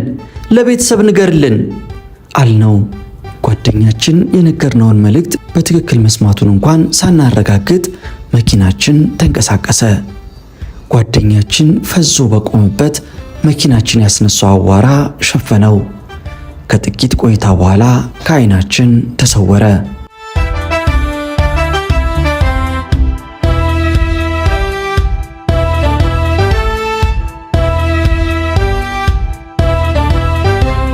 ሰዓቱ እየገፋ ሲሄድ በረሃው ወደ ኋላ እየቀረ ከዓይናችን እየጠፋ በምትኩ ከትላልቅ ኮረብቶችና ተራሮች ጋር መፋጠጥ ያዝን።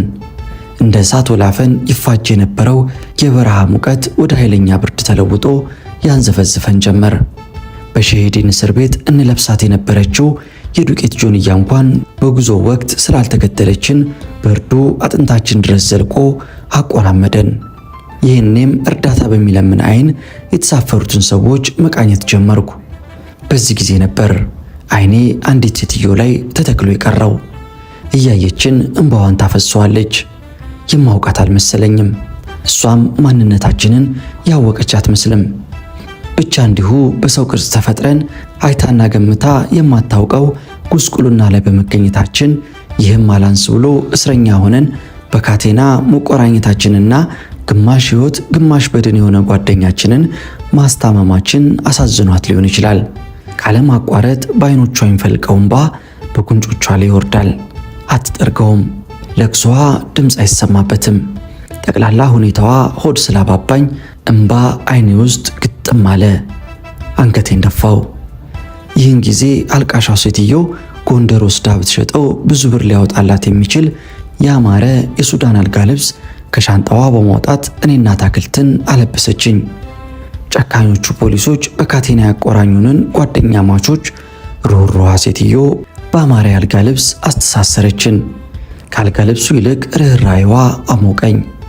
ይህን መሰል ቤተሰባዊ ርኅራኄ ከገጠመኝ በመቆየቱ ሲሄድ ያልተሰናበትኳት እናቴ ታወሰችኝ። ገጽታዋ በዓይኔ ላይ ተሽከረከረ። ትንፋሿ በሐሳብ መጥቶ አሞቀኝ። እጆቿ ዳሰሱኝ። ሆዴን ባርባር አለው። አንዳች ሐዘን ልቤ ውስጥ ተሰነቀረ። እንዲህ እንደናፈቀችኝ አይኗን ሳላይ እሞት ይሆን?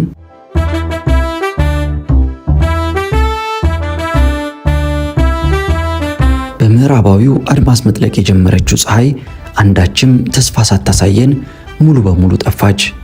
በዚህ ሰዓት ነበር ጭልጋ ከተባለችው የአውራጃ ከተማ የደረስነው። ወደ ጎንደር የሚደረገው ጉዞ 2 ቀን የሚፈጅ በመሆኑ የመጀመሪያው ቀን አዳር በዚህ ከተማ እንዲሆን ተወሰነ። በጉዞው ላይ አብረውን የነበሩት ሰዎች ሌሊቱን እንደ ምቾት ፍላጎታቸው ሊያሳልፉ ወደ ከተማ ሲያመሩ፣ እኛ ግን ወደ ፖሊስ ጣቢያ ተወሰድን። በቀኑ ጉዞ ሰውነታችን ዝሎና ተዳክሞ ስለነበር የትም ቢወስዱን ግን አልደበረንም፣ ማረፊያ ይኑረው እንጂ። ይሁንና በፖሊስ ጣቢያው እስር ቤት የገጠመን ነገር ፍጹም የተለየ ነበር። ገና የእስር ቤቱ ተከፍቶ ወደ ውስጥ አንድ እርምጃ እንደዘለቅን ባየነው ነገር ተደናግጠን በቆምንበት ቀረን። ወለሉ ላይ ትላልቅ ጥቁር ጉንዳኖች ይርመሰመሳሉ። በክፍል ውስጥ የነበሩት እስረኞች መተኛት ሳይሆን የተቀመጡበት እንኳን በያዙት እርጥብ የዛፍ ቅጠል ጉንዳኖቹን እየተከላከሉ ነበር። ምሬቴ ወሰን አጣ። እያንዳንዱ አጋጣሚ እያስረዳኝ የሚያልፈው ከመኖር ደስታ እንዳለ ሳይሆን ከስቃይም ስቃይ መኖሩን ነው። እንዲህ በጉንዳን የተወረረ ክፍል ውስጥ ለማደር ይዘነው የመጣነው ጓደኛችን መቀመጥ ይቀርና በወጉ እንኳን መተኛት የሚችል አልነበረም። የምናደርገው ጨነቀን። ሁኔታው ሁሉ ከስቃይም ስቃይ ሆኖ ተሰማን። በመጨረሻም ከእስረኞቹ የዛፍ ቅጠል ተቀብለን ሙላቱ ሊተኛ የሚችልበትን ቦታ ካጸዳም በኋላ ጋደም አደረግነው። ከጎኑም በመቀመጥ ተራ በተራ ጉንዳኖቹን እየተከላከልን ሌሊቱን ለማሳለፍ ተዘጋጀን። ከምን ጊዜውም በላይ የጭንቅ ሌሊት ነበረች። እያንዳንዷ ደቂቃ የቀን ያህል ርዝማን የነበራት ሌሊት፣ የስቃይና የመከራ ሌሊት፣ የስቃይ ድምፅ ሌሊት። እንዳይነጋ የለም ነጋ። የደስታ ምሽት ሳይሆን የስቃይም ቢሆን አሰቃይቶ ይነጋል። እናም በስቃይ ያደርንበትን እስር ቤት በጠዋት ለቀን ያልተጠናቀቀው ጉዟችንን ጀመርን። ከጭልጋ በኋላ የተጓዝንበት መንገድ ካለፍነው ጋር ሲነጻጸር በመጠኑም ቢሆን የተሻለ ስለነበረ ብዙም ሳንንገጫገጭ ጎንደር ከተማ ደረስን።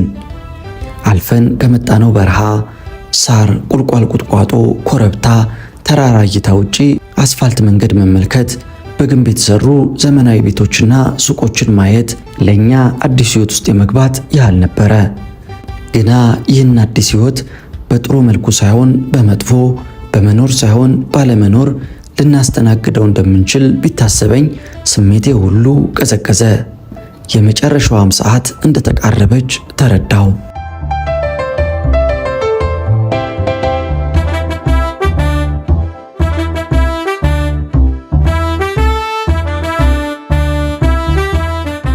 ጎንደር ከተማ የደረስነው ምሳ ሰዓት ላይ በመሆኑ መስሪያ ቤቶች በሙሉ ተዘግተዋል። በዚህም የተነሳ የሚረከቡን ሰዎች እስኪመጡ ጊዜያዊ ቆይታ በፖሊስ መምሪያ አደረግን። ይህ ጊዜ የሙላቱ ስቃይ በጣሙን የበረታበት ነበር። ከመኪና ላይ አውርደን ጥላ ላይ ያሳረፍነው። በእንዲህ አይነት ሁኔታ ብዙም ሳንቆይ ከሻለቃ መላኩ አስተዳደር ጽሕፈት ቤት የተላኩ ስፔሻል ጋርድ ወይም ልዩ ጥበቃዎች በሁለት ላንድ ሮቨር ታጥቀው ካለንበት ደረሱ። ወዲያውም የሶስታችንንም ስም ጠርተው ኃይለ ቃል በተሞላበት ንግግር ላንድ ሮቨሩ ኋላ እንድንገባ አዘዙን። ሙላቱን ሐኪም ቤት ሳይወስዱ በዚህ አይነት ሁኔታ አያስሩትም። ቢያስሩትም በሌላ ሰፋ ባለ መኪና ይወስዱታል ብለን ስላሰብን በተኛበት ተሰናብተነው ወደ ላንድ ሮቨሩ መራመድ ስንጀምር የታባክ ነው ጓደኛህን ጥለህ የምትሄደው? እኔ እንድጭንልህ ትፈልጋለህ? የሚል የአንድ ስፔሻል ቁጣ ወደ ጓደኛችን መለሰን። ክፋትና ጭካኔያቸውን በሆዴ እየረገምኩ ሙላቱን ከተኛበት ተሸክመን የላንድ ሮቨሩን ኋላ በር ከፍተን አስገባ ነው። እኛም በመግባት ደግፈነው ተቀመጥን። ይዘውን የሚሄዱት ስፔሻሎች በመጡበት አኳኋን መኪና ውስጥ ገብተው እንቅስቃሴ ሲጀምር ቅድም የተቆጣን ስፔሻል የጎን መስታወቱን አውርዶ ሀክ ብሎ ከተፋ በኋላ ስድቡን ያወርደው ጀመር። ደግሞ እንዴት አባታቸውን የሚገሙት? እኔ እኮ ግራ የገባኝ ለምን እዚያው እንደማይደፏቸው ነው። እዚህ ዝም ብለው ያመላልሷቸዋል። እነዚህን ጭኖ የመጣ ወታደር ነበር ማሰር፣ ጸረ ሕዝብ። ይህንንና ይህን መሰል ጊዜ የወለዳቸውን ስድቦች፣ እርግማኖች እያወረደብን ባታ ከተባለው እስር ቤት መግቢያ ደረስን። የእስር ቤቱ ትልቅ በር በጠባቂ ፖሊሶች ተከፈተ። የጫነችን ላንድ ሮቨር ወደ ውስጥ መዝለቅ ስትጀምር በእርግጥም ሙላቱን ሐኪም ቤት ሳያደርሱ ሊያስሩት እንደቆረጡ ተረዳው። ምን አይነት ጭካኔ ነው! እንዴት ሬሳ ይታሰራል? እስከዚህስ የሚያደርስ ምን ወንጀል ፈጸምን? እልህ ተናነቀኝ። በተቀመጥኩበት ተቅበጠበጥኩ። ምን ማድረግ እንዳለብን በማሰብ ላይ ሳለው የጫነችን ላንድ ሮቨር አንድ ቢሮ ተጠግታ ቆመች። ይዘውን የመጡት ስፔሻሎች ጠላት ማርኮ እንደተመለሰ ድል አድራጊ ወታደር በኩራት ወርደው እንድንከተላቸው አዘዙን። ሙላቱን ደግፈን በማውረድ ወደ ገቡበት ቢሮ ተከተልናቸው። በዚያም እኔና አትክልት የተቆራኘንበት ካቴና ወልቆልን የእስረኛ ርክክቡ ተፈጸመ። ትርጉም የለሽ ርክክብ ከጅብ አፍ ወደ አንበሳ። ከዚህ በኋላማ የእስር ቤቱ ክሊኒክ ኃላፊ ሙላቱን እንዲያየው ተደረገ። ሐኪሙ የሙላቱን ጉዳት ገና እንዳየ በመሰቀቅ ፊቱን ወደ ስፔሻሎቹ መልሶ በፍጹም እኔ ምንም ልረዳው አልችልም። ሰው መፍጠር አይቻለኝም። ይልቁንስ አሁኑኑ የእስር ፎርም ተሞልቶለት በመጣበት መኪና ቼቼላ የጎንደር ሕክምና ማዕከል ይወሰድ። ሙላቱ በሕይወት እንደማይተርፍ አስብ የነበረ ቢሆንም አለመትረፉን ከሐኪሙ ስሰማ በጣም ደነገጥኩ። በቃ በሕይወት አንገናኝም ማለት ነው። እንባ አይኔ ውስጥ ግጥም አለ። ሐዘኔ በረታ። በሕይወት ይተርፍ ዘንድ ፈጣሪን ተማጸንኩ። በሐኪሙ ሐሳብ ስፔሻሎቹ በመስማማታቸው ሙላቱ የእስር ፎርም ተሞልቶለት የሚሄድበት መኪና ላይ ተጫነ። መኪናው መንቀሳቀስ ስትጀምር እንባ በጋረደው አይኔ ተከተልኳት። ትልቁ በር ተከፈተ። የመጨረሻ ስንብት። ትልቁ በር ተዘጋ። አንዳች ነገር ከውስጤ ሲጎድል ተሰማኝ።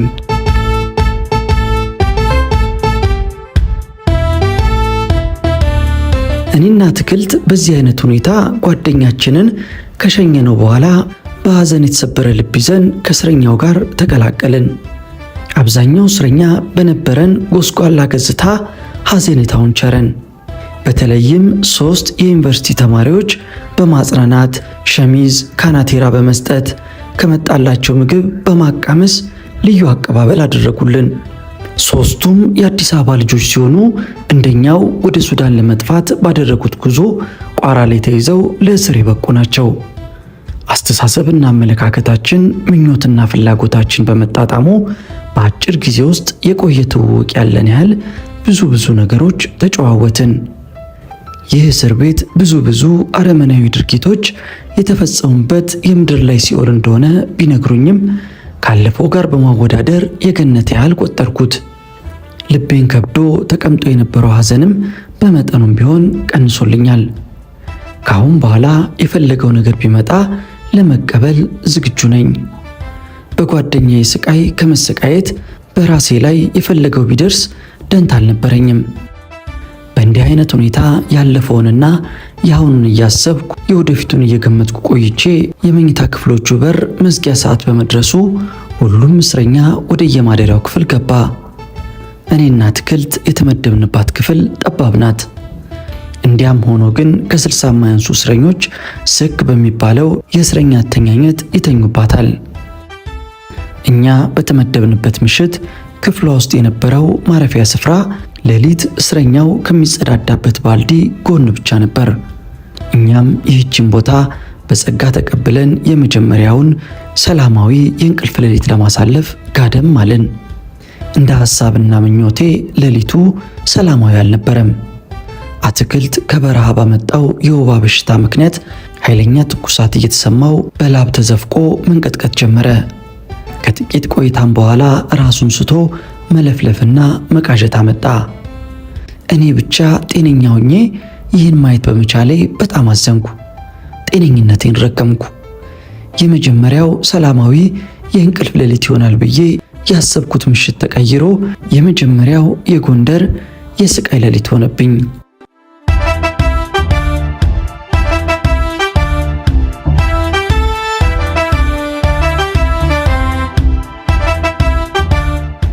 በነጋታው ጠዋት አትክልትን ደግፌ ወደ እስር ቤቱ ክሊኒክ አመራው። በዚያም አስፈላጊውን ምርመራና ሕክምና ተደርጎለት ወደ መኝታ ክፍላችን ተመለስን።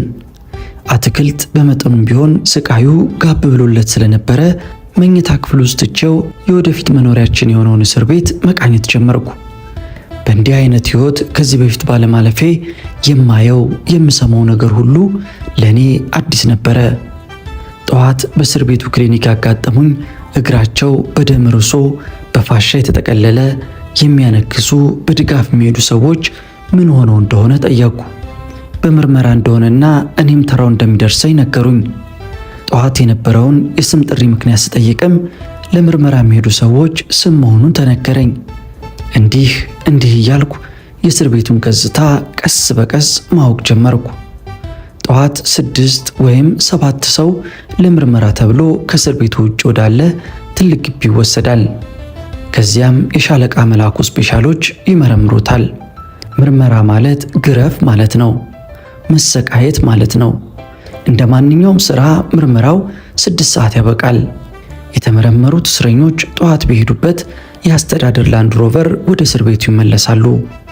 ሁሌም የተለመደው ነገር ጠዋት ከነሙሉ ጤንነቱ የሄደ እስረኛ ሲመለስ ጤንነቱ ስለሚጎድል ጓደኛው ወይም አብሮት የሚተኛ ሰው የላንድ ሮቨሩን የኋላ በር ከፍቶ ለሸክም መዘጋጀት ነበረ። በእግሩ ሄደ ጤነኛ ሰው በሸክም መውረዱ ባህል ነበረ።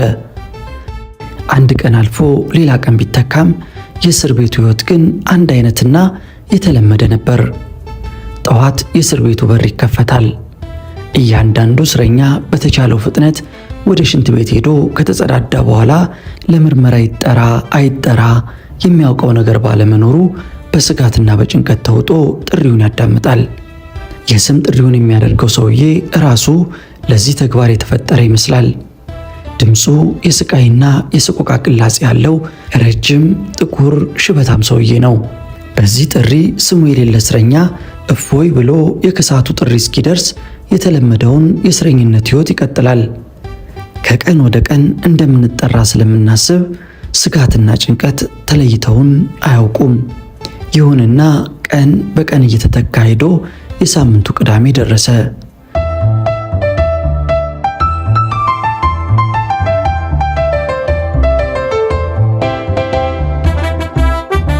በጎንደር እስር ቤት ሕይወቴ የመጀመሪያ ቅዳሜ መሆኑ ነው። ቅዳሜን ከድሮም ጀምሮ ወደዋለሁ። በቀንነቱ አፈቅረዋለሁ። ልዩ ደስታ ይሰጠኛል። የወጣትነት ሕይወት ጥሩ ገጠመኝና አስደሳች ጊዜ በአብዛኛው የሚከናወነው በቅዳሜ ነበር። አሁን ባለሁበት እስር ቤት እንደዚህ አይነት ነገር ይጠብቀኛል ብዬ ባላስብም ቅዳሜን የተቀበልኩት በደስታ ነበር። ጠዋት ከመጸዳጃ ቤት መልስ የተለመደውን የስም ጥሪ ተደረገ። 7 ሰዎች ተጠርተው ለተለመደው ስቃይና መከራ በላንድ ሮቨር ተጭነው ሄዱ።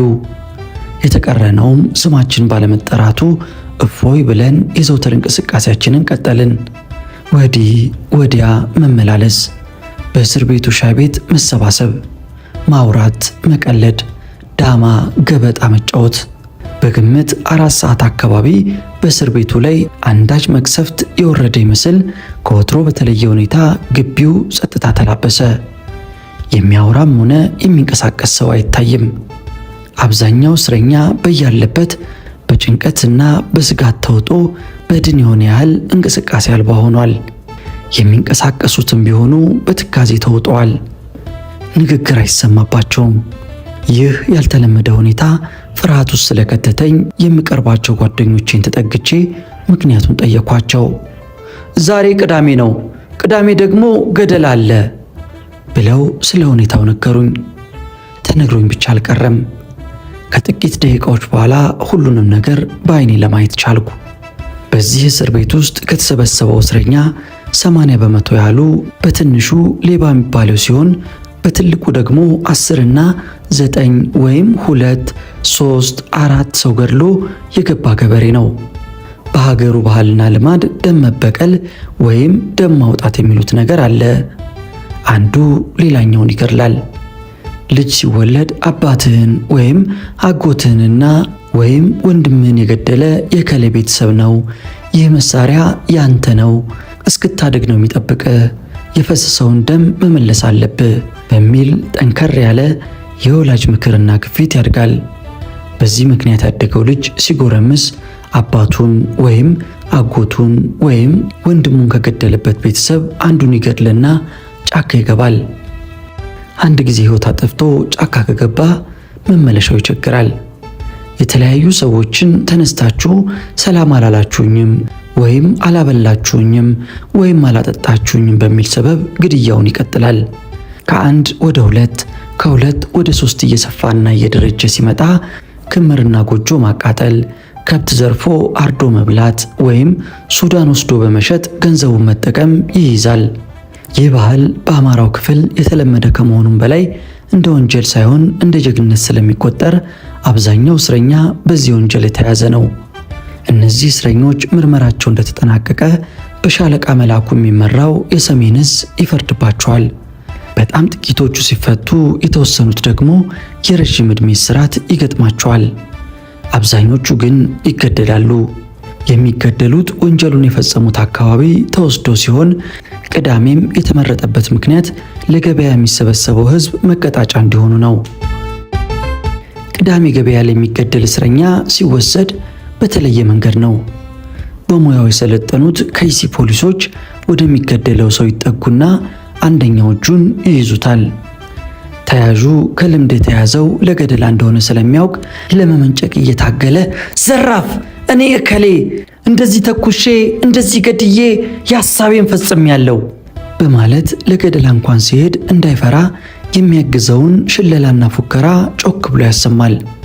ወደ እስረኛውም በመዞር እግዜር ያውጣችሁ፣ አይዟችሁ በማለት ምረቃውን፣ ሽለላውን፣ ፉከራውን እያሰማ እጁን ወደሚጠፈርበት ክፍል እየተገፋ እየተረገጠ ይወሰዳል። ከዚያም እጁ ሊታዘዝለት እንዳይችል ሆኖ ይሰበርና ወደ ጀርባው ዞሮ በገመድ ይጠፈራል። ከዚያም ግድያው ከሚፈጸምበት ቅዳሜ ገበያ ተወስዶ ለሞት ሽያጭ ይቀርባል። የተቀረው እስረኛ በጓደኞቹ ሞት ለተወሰነ ጊዜ ካዘነና ከተከዘ በኋላ የዘውትር እንቅስቃሴውን ይቀጥላል። የእስር ቤቱ ሕይወት ተደጋጋሚና አሰልቺ ከመሆኑም በላይ ቀን አልፎ ቀን በተተካ ቁጥር ስቃይና መከራው ከመጨመር በቀር አይቀንስም። በዚህም የተነሳ እስረኛ ራሱን ለማባበል ለመሸምገልና ለማታለል ተሰባስቦ ጨዋታ ይፈጥራል። እስረኛው ከተለያየ አካባቢና ከተለያየ የኑሮ ደረጃ የመጣ በመሆኑ የተለያየ የህይወት ልምድና ገጠመኝ አለው። እንደ ህይወት ልምዱና ገጠመኙ ጨዋታውም የተለያየ ነው። ታዲያ አንድ ከሰዓት 8 ሰዓት አካባቢ የእስር ቤቱ ሻይ ክበብ ፊት ለፊት ተሰባስበን ቁጭ ብለናል። እናወራለን፣ እንጫወታለን። የእስር ቤቱ ቆይታዬ ከ15 ቀን በላይ ያላስቆጠረ ቢሆንም የስቃይ ጊዜ በመሆኑ ከብዙ እስረኛ ጋር ተዋውቄያለሁ። በዚህ ስብሰባ ውስጥ ሆኜ ጨዋታውን በማዳመጥ ላይ ሳለው ከኛ ፈንጠር ብሎ ክራር የሚጫወት ሰውዬ መንፈሴን ሰረቀው። ሰውየው እኛ መኝታ ቤት የሚያድር እስረኛ ሲሆን እድሜውም ወደ ሽምግልናዎቹ መጀመሪያ አካባቢ ተጠጋ ነው። በግብርና ሳይሆን በከተማ ሕይወት የቆየ ይመስላል። ክራር አደራደሩ ፍጹም ልዩ ስለነበረ ጨዋታችንን ትተን እሱን ማዳመጥ ጀመረን። በዚያ የእስር ቤት ሕይወት ውስጥ የካሳ ተሰማንና የጌታቸው ካሳን ትዝታዎች በክራሩ ቅኝት በድምፅ አጅቦ ሲያንቆረቆረው የግድ የሕይወት ኋላ ዓለም ውስጥ የሚከት ነበር። ገበሬ የነበረውን በግብርና ሕይወት ውስጥ ያሳለፈውን ጥሩ ጊዜ እንዲያስታውስ ሲያደርገው የከተማውንም ሰው ወደ ከተማው ጥሩ ሕይወት ይመልሰዋል። ብቻ በአጠቃላይ ሁሉም ሰው መፈጠሩን ካወቀ በኋላ ለዚህ እስር እስኪበቃበት ጊዜ ያሳለፈውን የደስታ ሕይወት የክራሩ ቅኝት እንዲያስታውስ የሚያደርግ ነበር። በዚህ አይነት ሁኔታ ክራር መቺው የተለያዩ ቅኝቶችን እየቀያየረ ሲጫወትልን ሳለ ስም ጠሪው ረጅም ጥቁር ሽበታም ሰውዬ በእጁ ወረቀት ይዞ ብቅ አለ። ያልተለመደ ነገር ስለነበር ደነገጥኩ። ምክንያቱም ለምርመራ የሚሄዱ እስረኞች ጠዋት ተጠርተው ሄደው ተገርፈው ተመልሰዋል። ከሰዓት በኋላ የሚመረመሩትም እስረኞች ተጠርተው ሄደዋል። ታዲያ በዚህ ሰዓት የሚደረግ ጥሪ ምን ሊሆን ይችላል? የተለየና አዲስ አጋጣሚ ነበር። ስም ጠሪው በእጅ ከያዘው ወረቀት ላይ እያነበበ 11 ሰዎችን ጠርቶ ይዟቸው ሄደ። ከዚህ በኋላ ነበር ምክንያቱን ያወቅኩት። የስም ጠሪው ከሄደ ከ20 ደቂቃ በኋላ ኃይለኛ የፊሽካ ጩኸት ግቢውን አተረማመሰው። ወዲያውም ፍርደኞቹ ወደ መኝታ ክፍላቸው እንዲገቡ ተደረገ። በአንጻሩ ደግሞ የፖለቲካ እስረኞችና ፍርድ ያልተሰጣቸው ወንጀለኞች ከየመኝታ ክፍላቸው ወጥተው እንዲሰበሰቡ ተደረገ። የታመመ ሰው እንኳን በመኝታ ክፍሉ የማረፍ ዕድል አልተሰጠውም። ምርኩዝ በመያዝ አንዳንዱም በድጋፍ አንሶላውን ለብሶ ከስብሰባው ተደባለቀ። ይህ ሁሉ እስረኛ ከተሰበሰበበት ስፍራ በሹክሹክታ ከመነጋገር ወይም አንገት ደፍቶ ከማዳመጥ በቀር አንዳችም ድምፅ አይሰማም።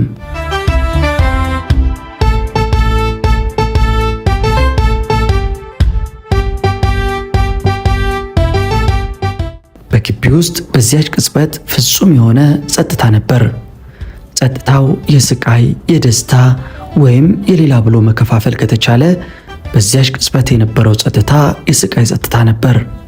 የሚያስፈራ፣ የሚረብሽ።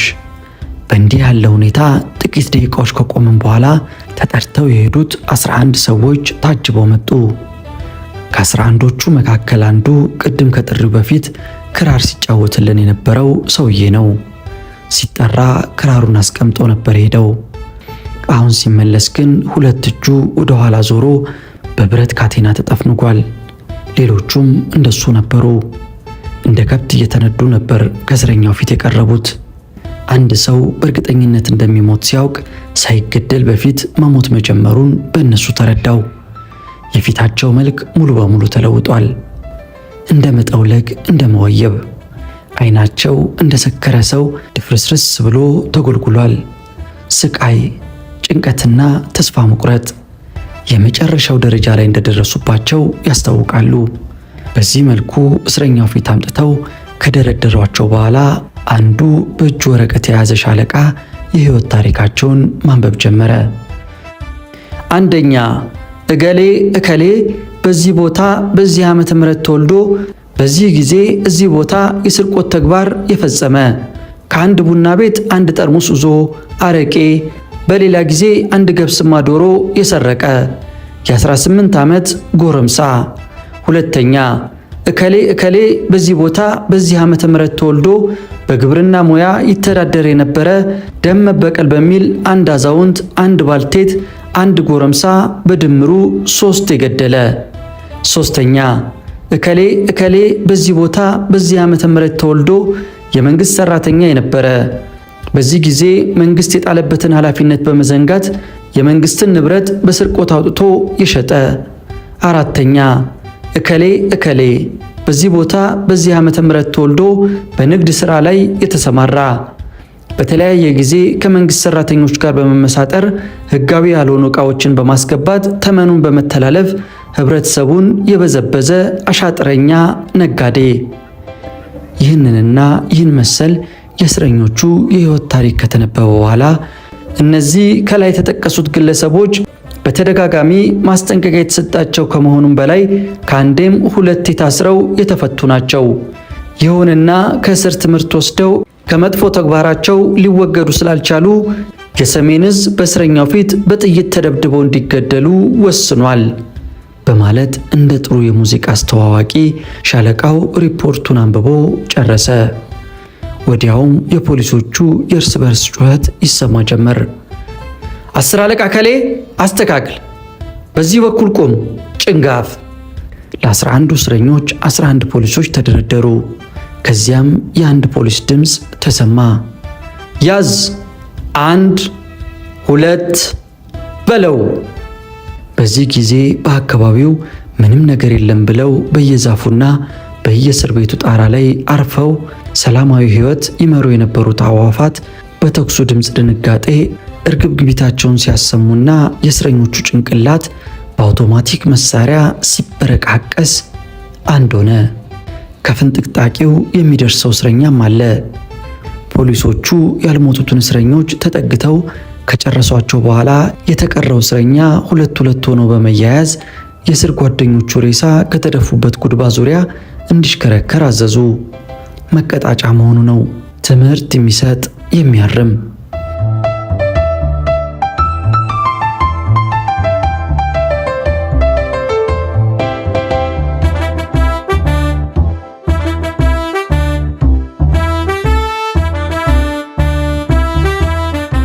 በዚህ እስር ቤት ውስጥ የሚገኝ እስረኛ በሁለት ይከፈላል፣ ፖለቲካና ደረቅ ወንጀል።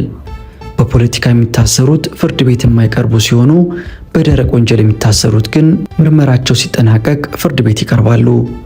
ፍቺ ከተፈረደላቸው ይፈታሉ። እስር ከተፈረደባቸው ደግሞ በፍርደኝነት ይታሰራሉ። ይህ ግቢ ማለት ደግሞ መቀጣጫ ያለበት በመሆኑ በተለያየ ጊዜ እንዲህ አይነት ጥሪ ተደርጎ የፖለቲካና ያልተፈረደባቸው የደረቅ ወንጀል እስረኞች ይገደሉበታል። የቀትሩ ፀሐይ ከእስረኞቹ ደም ጋር ተደባልቆ ያዞራል። የተፈረካከሰ አንጎል፣ ፊት ለብቻ ፀጉር ለብቻ ተዝረክርኳል። በዚያ ትኩስ ሬሳ ላይ በዚያ ቀትር ደጋግመው ያዞሩን ጀመር። አጦለወለኝ። ከፊት ለፊት አንዱ አዙሮት ወደቀ። በወዲህ ሌላው ሊያስመልሰው ይተናነቀዋል። ፖሊሶቹ በቀጥታም ሆነ በተዘዋዋሪ መንገድ ሁሉም እስረኛ ማየቱን ሲያረጋግጡ መሽከርከሩ ቆመ። ወዲያውም ጥቁር ቆብ ያላት የሬሳ ማመላለሻ ኩምቢ ቮልስዋገን መጣች። የእስረኞቹ ሬሳ እንደ ማገዶ ተነባብሮ ተጫነ። መኪናዋ ግቢውን ለቃ ወጣች።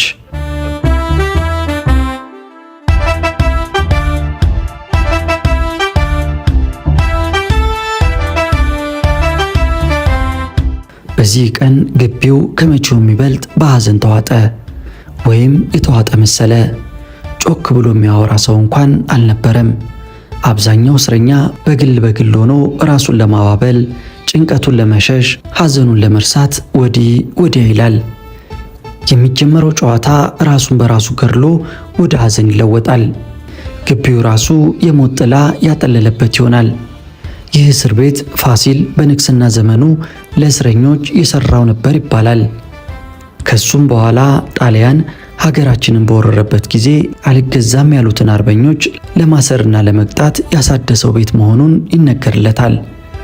ይህ በሐዘንና በጭንቀት የተሞላ ግቢ ስቃዩ የመኝታ ቤት በር መዝጊያ ጊዜ ደረሰ። ምሽቱ ራሱን የቻለ ሐዘን አለው። ስቃይ፣ ጭንቀት አለበት። 11 ሰዓት ላይ የመኝታ በር ተዘግቶ ከ60ና 70 ሰው የታጨቀበት ክፍል ውስጥ የእያንዳንዱ ሰው ትንፋሽና ጠረን እንደ እሳት በሚፋጅበት ቤት ውስጥ ይህን ምሽት ለማሳለፍ መዘጋጀቱ ራሱ ስቃይ ነበረ። አንዳንዱ ሰው በተመለከተው የግድያ አሰቃቂነት ሌሊቱን ሲቃዥ ይሰማል። የሚታመምም አለ። የፈለገውን ያህል ቢጮህና ቢንፈራፈር በሩን ከፍቶ እርዳታ የሚያደርግለት የለም። በንጋታው ጠዋት የመኝታ ክፍሉ በር ሲከፈት የሞተ ሬሳው ይወጣል። ካልሞተም እንደ ግርፍና ስቃዩ ጠዋት ስራውን ወደሚጀምረው ክሊኒክ ይላካል። ይህ ነበር የምሽቱ ስቃይ።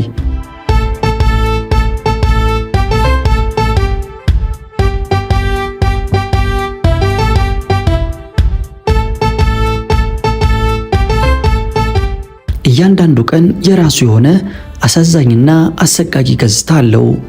ጠዋት 2 ሰዓት ለግርፍ ጥሪ፣ ከሰዓት 7 ሰዓት ለግርፍ ጥሪ፣ በየሳምንቱ ቅዳሜ ገበያ ለሚደረግ ገደላ ጥሪ፣ በየ15ና 20 ቀን ግቢ ውስጥ ለሚደረግ የመቀጣጫ ግድያ ጥሪ። 1 ስቃይ፣ 2 ስቃይ። በዚህ ሁሉ እየተሰቀቀን አይምሯችን ተበጥብጦ ቀኖች ያልፋሉ፣ ቀኖች ይተካሉ።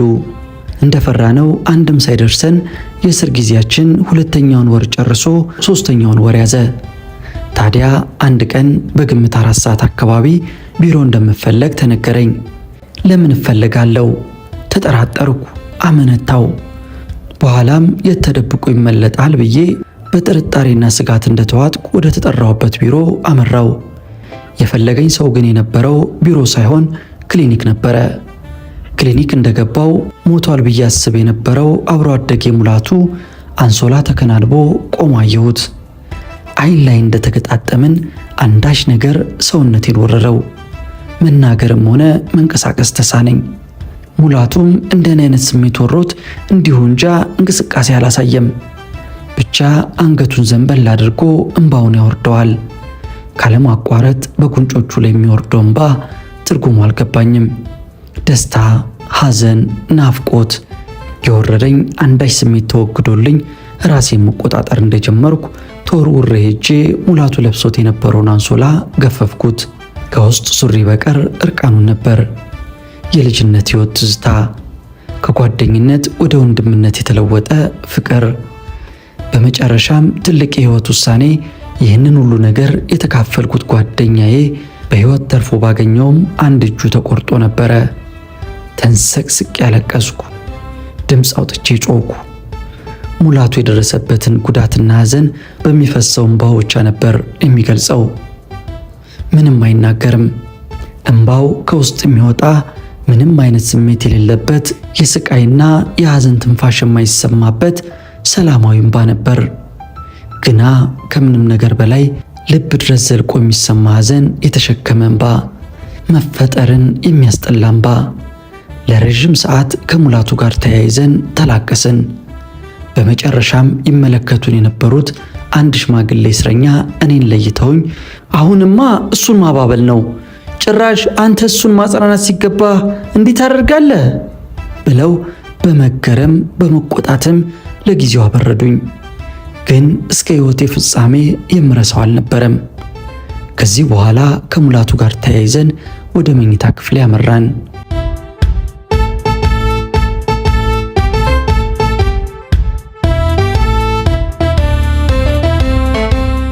ሙላቱ ከሐኪም ቤት ከወጣ በኋላ የኔና የአትክልት አብዛኛው የእስር ቤትም እንቅስቃሴ ከሙላቱ ጋር ሆነ። በተቻለን መጠን ሁሉ ለማጽናናትና ለማበርታት እንሞክራለን። ግና ቃላቶች ሁሉ ባዶና ስሜት አልባ ይሆኑብኛል። ከዚህም በላይ የተረፈው አንዱ የሙላቱ እጅ ሙሉ በሙሉ ባለመዳኑ በግል ማከናወን ለሚሻው ነገር ሁሉ የሌላ ሰው እርዳታ መጠየቅ ስላለበት ሐዘኑ፣ ስቃዩና ጸጸቱ መልሶ ያገረሽበታል። እንደገና ምክር፣ እንደገና ማጽናናት፣ እንደገና አብሮ ማልቀስ። በዚህ አይነት ሁኔታ ሙላቱ በመጣ በሳምንቱ ምሳችንን እየበላን ሳለ ባልተለመደ ሁኔታ የ6 እስረኞች ስም ተጠራ። 3ቱ የኔና የጓደኞቼ ነበር። የ3ታችን ስም ሲጠራ መኝታ ክፍል ውስጥ ያለው እስረኛ በአንድነት ውይ ብሎ ጮኸ። የሚይዝ የምጨብጠው ጠፋብኝ። በተቀመጥኩበት ደነዘዝኩ። ሁሉም ነገር ተደበላለቅብኝ። ወዴት ለምን እንደሚሄድ ሳላውቀው የዕውር ድንበሬን መውጣት የጀመሩትን ጓደኞቼን ተከተልኩ።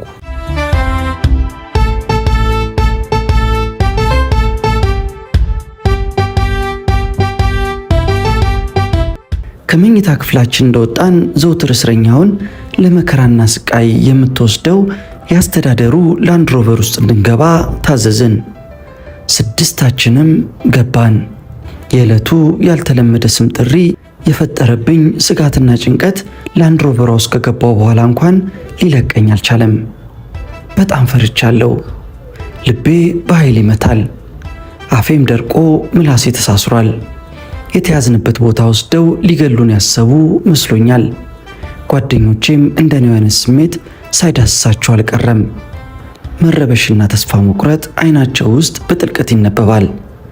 እንደኛው ተጠርተው ላንድ ሮቨሯ ውስጥ አብረውን የታጎሩት ሌሎች 3 እስረኞችም ከጓደኞቼ የተሻለ ሁኔታ ላይ አልነበሩም።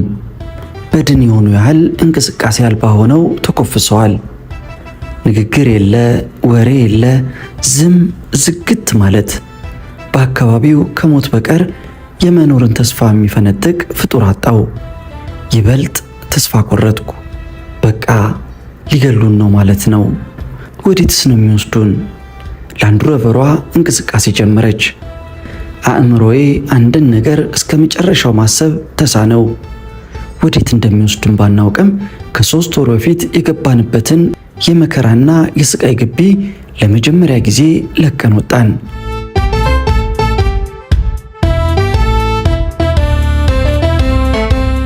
የተጫንባት ላንድ ሮቨር ጠባቧን የጎንደር ከተማ መሃል ለመሃል አቋርጣ አንድ ግቢ ውስጥ ገባች። ግቢው በጣም ሰፊ ነው። አንዳችም እንቅስቃሴ አይታይባትም። በግቢው የተንሰራፋው ጸጥታ ረዥም ዕድሜ ካስቆጠሩት ትላልቅ ዛፎች ጋር ተደምሮ ፍርሃትና ስጋቴን አባባሰው። የምን ግቢ ነው? ለምንስ ነው ወደዚህ ያመጡን? የሚታወቅ ነገር አልነበረም። የመግቢያውን በር አልፈን ጥቂት እንደተጓዝን ሌላ ግቢና ሌላ በር ገጠመን። እንደገናም 3ኛ ግቢና በር። ይህን ጊዜም ከፊት ለፊት አንድ ትልቅ ቤት ይታየኝ ጀመር። የጫነችን ላንድ ሮቨርም ወደዚህ ቤት ተጠግታ ቆመች። እኛም አጅበውን በመጡት ፖሊሶች እየተገፋንና እየተጎሸምን ወርደን ከቤቱ ጎን ካለ የሲሚንቶ ወለል ላይ እንድንቀመጥ ተደረገ። ግምቴ ትክክል ይሁን አይሁን ባላውቅም ለምን እዚህ አካባቢ እንደመጣን ያወቅኩ መሰለኝ። ባሳለፍኩት የእስር ቆይታ ለምርመራ ሄደው የተመለሱ እስረኞች ስለ አካባቢው የገለጹልኝ ነገር ከዚህ ግቢ ጋር ተመሳሳይ ሆኖ አገኘሁት። እውነት ባደረገው ብዬ ጸለይኩ። በሞትና ፈተና ተጠምዶ እሱን ብቻ ያስብ የነበረውም አእምሮዬ ከመቅስፈት ወደ ምርመራው ስቃይ ተሸጋገረ። ምርመራ ማለት ግርፊያ ማለት ነው። ማሰቃየት ማለት ነው። ታመነም አልታመነም፣ እውነት ተናገሩም አልተናገሩም ግርፊያው የማይቀር ጉዳይ ነው። አረመኔዎቹ መርማሪዎች ጉማሬ ግርፍ የተተለተለ የደም መስመር ያወጣ ገላ አይኔ ላይ ተሽከረከረ። በተለይም አብረውን ለምርመራ የመጡትን አባትና ልጅ ሁኔታ ሳይ ልቤ ተሸበረ። አባትየው ሽማግሌ ናቸው። ከ65 ዓመት በላይ ይሆናቸዋል። ፊታቸው ላይ አሻራውን ጥሎ ያለፈው ዕድሜ የስቃይና የእንግልት እንደነበረ ምስክር ነው። ወዙ ጠፍቶ ተጨረማምቷል። ሽማግሌው አልፎ አልፎ ወደ ሰማይ አንዳንዴም ወደ ልጃቸው ያሉ። ጭንቀትና ጥበታቸው ብሎም ጸሎታቸው ለራሳቸው ይሁን ለልጃቸው አሊያም ፈጣሪን እየወቀሱት መሆኑ አይለይም። ብቻ ወደ ሰማይ ያየ ነበር አይናቸው ወደ ልጃቸው ሲዞር ጭንቀትና ስጋቱን አጥፍቶ ወኔ ይላበሳል። ወጣቱም የአባቱን ስልት ተከትሎ ይፈራል፣ ይጀግናል። ተአምር የሚታይበት ጊዜ፣ ዕድሜ የማያስከብርበት ዘመን፣ አባትና ልጅ በአንድነት የሚገረፉበት ዘመን። የምርመራው ሥራ እንደተጀመረ የመጀመሪያው ተጠሪ ሽማግሌ ሆኑ። ዕድሜ ያደቀቀውን ሰውነት ከሲሚንቶ ወለል ላይ ጎትተው በማንሳት ነጠላቸውን አጣጥፈው ወደ ምርመራው ክፍል ገቡ። ይህን ጊዜ ልጃቸው ከቅድሙ የባሰ ተቁነጠነጠ። ማንን ያበረታታ? እያንዳንዳችን በየራሳችን ስጋትና ጭንቀት ውስጥ የምንታመስበት ጊዜ ስለነበረ ሌላውን የምናጽናናበት የምናበረታታበት ጊዜ አልነበረንም። ብቻ ብዙም አልቆየ።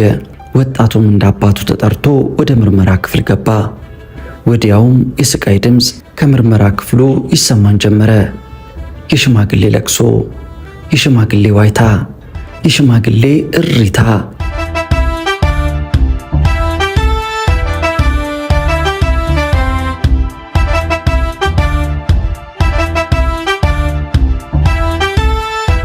ከጥቂት ቆይታም በኋላ እየተጎተቱ የገቡትን ደቃቅ ሽማግሌ መርማሪዎቹ እየገፉ እየገፈተሩና እየረገጡ አመጧቸው። ሌባ ሽማግሌ ሂድ እዛ ተቀመጥ በማለት ጸያፍ ስድብ እየለጠፉባቸው የሲሚንቶ ወለል ላይ ወረወሯቸው። ሌላኛውን ባለተራ ይዘው ተመለሱ። ሽማግሌው በተወረወሩበት ሲያቃስቱ ልጃቸው ከምርመራ ክፍል እሪታውን ያሰማ ነበር። ሌላ ጩኸት፣ ሌላ እሪታ፣ እንዲህ እያለ ጩኸቱ በእሪታ እየተተካ አካል በግርፍ እየጎደለ ጥሪው እኛ ጋር ደረሰ። የመጀመሪያው ተጠሪ አታክልት ነበር። ወደ ምርመራው ክፍል ሲያመራ በልቤ እግዜር መከራና ስቃዩን ያቃልልለት ዘንድ ጸለይኩለት። ብቻ እግዜሩ ይርዳው አይርዳው ባላውቅም ከተወሰነ ጊዜ በኋላ የማውቀው ድምፅ፣ የጓደኛዬ የስቃይ ጩኸት እሪታ፣ የጓደኛዬ ዋይታ ይሰማኝ ጀመረ። ልቤ በሐዘን ደማ። አእምሮዬ በሁለት ስቃይ ተወጠረ። በአንድ በኩል በግርፍ ላይ ላለው ጓደኛዬ፣ በሌላ በኩል ደግሞ ለራሴ። በእንዲህ አይነት ሐሳብ ተውጬ የጓደኛዬን ስቃይ በዓይኔ እንዳያሳየኝ ስጸልይ ተራው እኔ ላይ በመድረሱ ተጠርቼ ምርመራው ክፍል ገባው። በዚያ ክፍል አታክልት አልነበረም። የስቃይ ጩኸቱ ይሰማኝ የነበረው ከጎን ባለ ሌላ ክፍል ነበረ። የጓደኛዬን ስቃይ በዓይኔ ባለማየቴ እድሌን እያመሰገንኩ ቃሌን ለመስጠት ከመርማሪው ፊት ተቀመጥኩ። መርማሪው ስምና ዕድሜን ጠይቆ ከመዘገበ በኋላ በፈገግታ እየተመለከተኝ ጨላጣ ትመስያለሽ፣ የአዲስ አበባ ልጅ ነሽ አለኝ። አዎን አልኩት። የት አካባቢ? ቄራ አካባቢ። ለዚህ ነዋ በደንብ ታስታውቂያለሽ። መርማሪው ምን ለማለትና ለማወቅ እንደፈለገ አልገባኝ አለ። በተለይም ሳልገረፍ እንዳወጣ የጠየቀኝ ነገር ጭራሽ ያላሰብኩት ሆነብኝ። መርማሪው እንዳምን የሚፈልገው ለመውጣት የፈለግኩበትን ትክክለኛ ምክንያት ሳይሆን ሲአይኤ ነው የላካችሁ፣ ገብታችሁ ያደራጃችሁትም ቡድን አለ የሚለውን ነበር። ታላቅ ስጋትና ፍራቻ ተፈጠረብኝ። ሲአይኤ ስላላከን ልኮናል ልለው አልችልም። ልነግረው የሚችለው ነገር ቢኖር ለመውጣት ያሰብኩበትን ትክክለኛ ምክንያት ብቻ ነበር። አላመነኝም ወይም ሊያምነኝ አልፈለገም። እንዲህ ተፋጠን ሳለ አታክልት ይጮህበት ከነበረው ክፍል የመጣ አንድ መርማሪ ጨርሰናል ወይስ ሌላ የደረሰ ጥብስ አለ ብሎ የኔን መርማሪ ጠየቀው። እችን ሞቅ ሞቅ አድርግልኝና እንጨርሳለን ብሎ ወደሚቀጥለው ክፍል እንድገባ አዘዘኝ። እንድገባ ስለታዘዝኩበት ክፍል ሁኔታ በእስር ቤት የሰማሁት ሁሉ ታወሰኝ። ክፍሏ በመጥፎ ጠረን የታመቀች ከመሆኗም በላይ በቂ ብርሃን የላትም። እዚህም እዚያም ከተዝረከረኩት የማሰቃያ ዕቃዎች በተጨማሪ ከወለሉ በጣም የራቀው ጣሪያ ተመርማሪው ላይ ፍርሃት የሚፈጥሩ ናቸው። ከጣራው ላይ በወረደ ገመድ የተንጠለጠለች በወረቀት የተሰራች የወፍ ቅርጽ ትታያለች። በአፏ ያንጠለጠለችው ወረቀት እንኳን ደህና መጡ፣ የእውነቷን ያውጡ የሚል ጽሑፍ ይነበብባታል። ማንኛውም ለምርመራ ወደዚች ክፍል የሚገባ እስረኛ ቀና ብሎ ጽሑፏን እንዲያነብ ይታዘዛል። ሊያነበው ይችላል፣ ወይም በራሱ ሐሳብና ጭንቀት ተውጦ ቀና ከማለት በቀር ላያነብ ይችላል። ብቻ በትዕዛዙ መሰረት ለማንበብ ቀና ባለበት ቅጽበት ጨካኞቹ መርማሪዎች በደረቅ የወታደር ጫማቸው በቲራ ብለው ከሲሚንቶ ወለል ላይ ይጥሉታል። እኔም ይህንን እያሰብኩ ነበር ወደ ክፍሏ የዘለኩት። የእድልም ነገር ይሁን ለሌላ የተባለው ሳይደርስብኝ እንድቀመጥ ታዘዝኩ። በክፍሉ የነበረው መቀመጫ አንድ ትንሽ ዱካ መሳይ ወንበር ብቻ በመሆኑ እሷ ላይ ተቀመጥኩ። መርማሪው የማን ጥጋበኛ ነሽ ብሎ በያዘው ጉማሬ ጀርባዬን ዠለጠው። ጀርባዬ ላይ ያረፈው ዱላ ካየሁትና ካሳለፍኩት ስቃይ ጋር ሲነጻጸር ከቁጥር የሚገባ አልነበረም። ይሁንና ባለፉት 3 ወራቶች በምርመራ ጊዜ ምን ላድርግ እያልኩ ሳሰላስል በመጀመሪያዋ ቀላል ግርፍ የመጨረሻውን ጩኸት አሰምቼ የገራፊዎቹን አእምሮ ማስጨነቅ አለብኝ ብዬ ስለወሰንኩ በጣም ጮኩ። እንደገመትኩት መርማሪዎቹ በዚህ እንዲሆነች በእውነተኛው ግርፍ እንዴት ልትሆን ነው በሚል አስተያየት እርስ በርስ ተያይተው መሬት ተቀመጥ አሉኝ። ወርጄ የሲሚንቶ ወለሉ ላይ ተቀመጥኩ። ወዲያውም ቱቦ መሳይ ብረት ተቋንጃዬ ስራ አሳልፈው እጅና እግሬን ከብረቱ ጋር በገመድ ካሰሩ በኋላ የብረቱን ቱቦ ከግራና ቀኝ እንደ ዘንቢል አንጠልጥለው መግረፊያው ቦታ ላይ ሰቀሉኝ። ውስጥ እግሬ ወደ ግድግዳ፣ አናቴ ወደ ወለሉ ተዘገዘቀ። ፈጣሪ ብርታቱንና ጽናቱን ይሰጠኝ ዘንድ ጸለይኩ። የመጀመሪያዎቹ 2 የጉማሬ ግርፎች ሲያርፉብኝ ተንገበገብኩ። እግሬም ተቀንጥሶ የወደቀ መሰለኝ። አንዳች ነገር ከእግር ጥፍሬ እስከ ፀጉሬ ነዘረኝ። እውነቱን ታወጣለህ አታወጣም አለኝ መርማሪው። ተናገርኩ እኮ በሚማጸን ድምፅ። ሲአይኤን የላካችሁ ያደራጃችሁትስ ቡድን ምንድን ነው? ኧረ እኔ ማንም አላከኝም። ግርፉ ቀጠለ። ጩኸትና እሪታዬን እንደ በፊቱ የውሸት ወይም የማታለል ሳይሆን ነፍሴ ድረስ ዘልቆ በሚሰማኝ የግርፍ ህመም የተፈጠረ እሪታ ነበረ። በጣም ነበር የምጮኸው። ለዚያም ሊሆን ይችላል ምንነቱን በውል ያላወቅኩት መጥፎ ጠረን ያለው ጨርቅ ቢጤ አፌ ውስጥ የጎሰጎሱብኝ። ከዚያ በኋላ እሪታና ጩኸት ከሰመ። እንደታረደ ከብት ማጓራትና መነፋነፍ ብቻ ሆነ። እነሱም እንደ ድግስ ገብስ እየተፈራረቁ ወቀጡኝ በጉማሬያቸው። ስቃዩን መቋቋም አልቻለኝ አለ። የማደርገው ጠፍቶብኝ ያልሆንኩትን ነኝ ብል ካሁኑ ስቃይ እንደምገላገል ባውቅም የኋላው ሲታሰበኝ ማመን የለብኝም ብዬ ራሴን አበረታው። ማጓራትና መነፋነፍም ከስቃይ በቀር የሚፈይደው ነገር ባለመኖሩ በተቻለኝ መጠን ራሴን ለመርሳት ሞከርኩ። በግርፉ ሳይሆን አዲስ አበባ እንዳለሁ አድርጌ።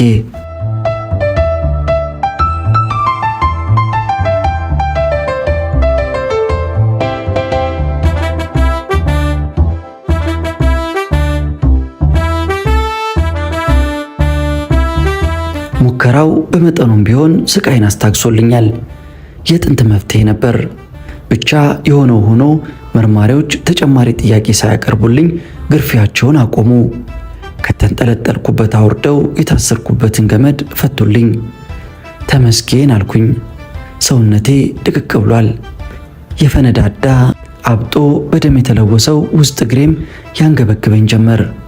በምን አቅሜና በየትኛው እግሬ ተራምጄ ከዚህ ክፍል እንደምወጣ አላውቅም። በዚህ ጭንቅ ተከብቤ ከተቀመጥኩበት ሳልነሳ ሙላቱ ምርመራው ክፍል በመግባቱ ደነገጥኩ። ከቶም እነዚህ አርዮሶች እንዴት አድርገው ሊያሰቃዩት ይሆን? ይሄ ለመርማሪዎቹ ጭንቀታቸው አልነበረም። ሙላቱ እጅ ላይ በደረሰበት ጉዳት የተነሳ እንደኛ ሰቅለው ሊገርፉት ባለመቻላቸው ያሰቃዩት የነበረው በተለየ መንገድ ሆነ። በመርዘኛ ምላሳቸው የደረሰበት ጉዳት እንዲሰማው የበፊቱን እያስታወሱ የወደፊቱን እየጠቆሙ ሕሊናውን አቆሰሉት። በጉማሬ ጀርባውን፣ በነገር አእምሮውን ገረፉት። በራሴ ስቃይ ካለቀስኩት በላይ ለሙላቱ አነባው። በጭካኔያቸው እግዚኦ አልኩኝ። ደግነቱ የሥራ ማብቂያ ሰዓት በመድረሱ የዕለቱ ምርመራ በዚህ ተጠናቆ ወደ እስር ቤታችን ተወሰድን።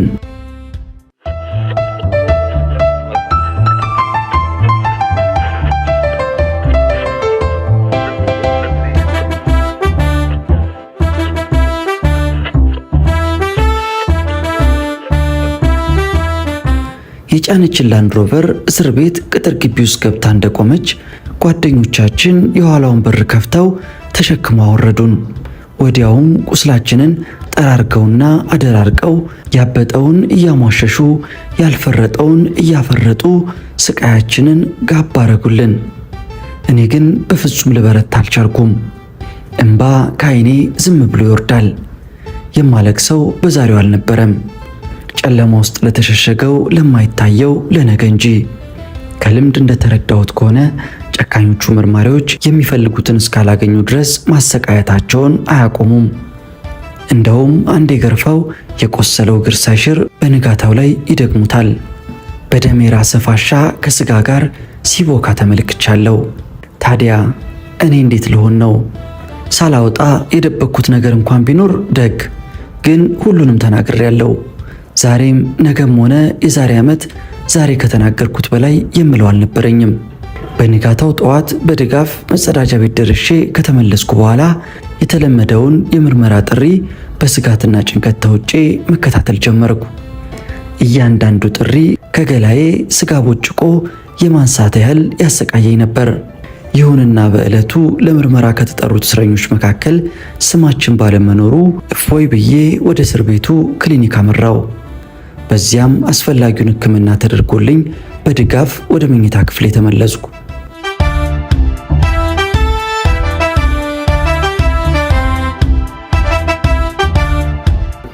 እያንዳንዱ ቀን የራሱን ሐዘንና ስቃይ ጭኖ ከመምጣት በቀር ተስፋ አይታይበትም።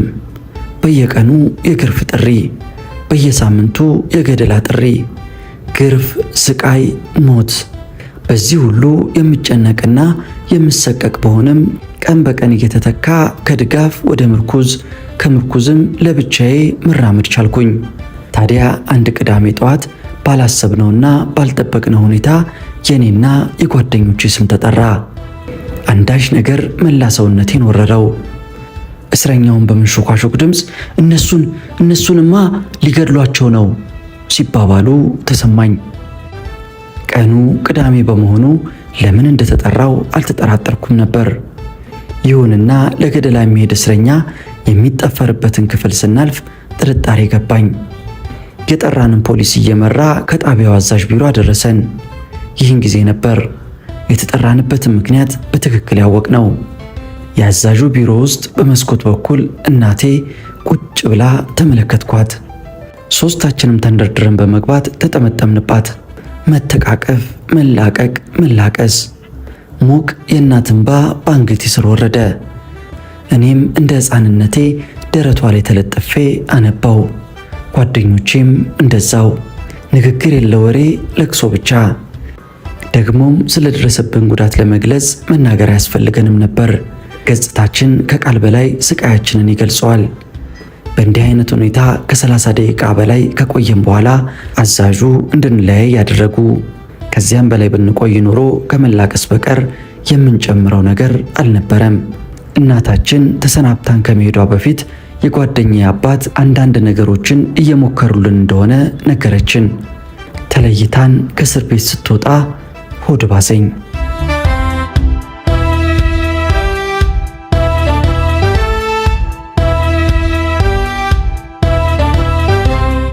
እስር ቤቱን በቆየንበት ባወቅነውና በለመድነው ቁጥር ከመረጋጋት ይልቅ እረፍት የለሾች ሆንን። በተለይም ሙላቱ እናቴ መታ አይታን ከሄደች በኋላ በጣሙን ሆድ ይብሰው ጀምሯል። አንዳንድ ጊዜ ሌሊት ከእንቅልፍ ተነስቶ ያለቅሳል፣ መራር እንባ። ምናልባትም በበፊት ሕይወቱ ከሚያውቀው ሰው ጋር ሲገናኝ የመጀመሪያው ስለሆነ ይሆናል። ታዲያ ምናልባት ከተረፍን ወደፊት እንዴት ይሆናል የሚለው ሐሳብ በጣም ያስጨንቀን ጀመር። ይህንን መሰሉን ስሜት እንደተሸከምኩ ነበር ለዳግም ምርመራ የተጠራሁት። በዚህ ጊዜ እንደ መጀመሪያው የምርመራ ቀን ግርፍ፣ ስቃይና ጥያቄ አልገጠመኝም። የእምነት ክህደት ቃላችንን እንድንጽፍና እንድንፈርም ተደረገ። ደስታዬ ወሰን አጣ። ፊርማ ተፈረመ ማለት ምርመራ ተጠናቀቀ ማለት ነው። ከአሁን ወዲያ በየቀኑ የሚደረገው የስም ጥሪ አያስበረግገኝም። የምንጠብቀው አንድ ነገር ዳኛ ፊት ለፍርድ መቅረብ፣ እስር ከተፈረደብንም ወደ አዲስ አበባ ስለምንተላለፍ ያው የመፈታት ያህል ነው። ሞትም ከሆነ በየሳምንቱ ከመሰቀቅ አንዴ መገላገል ይሻላል።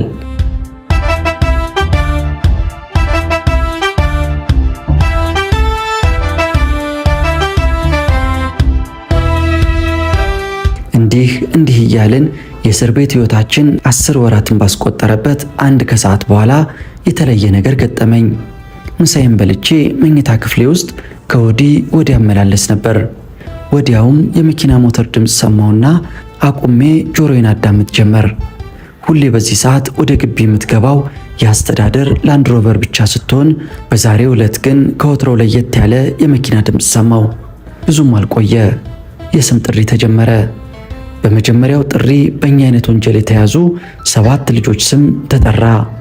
በሁለተኛው ጥሪም ላይ ወደ ሱዳን ሲጠፉ ቋራ ላይ የተያዙት 3 ልጆች ስም ተጠራ።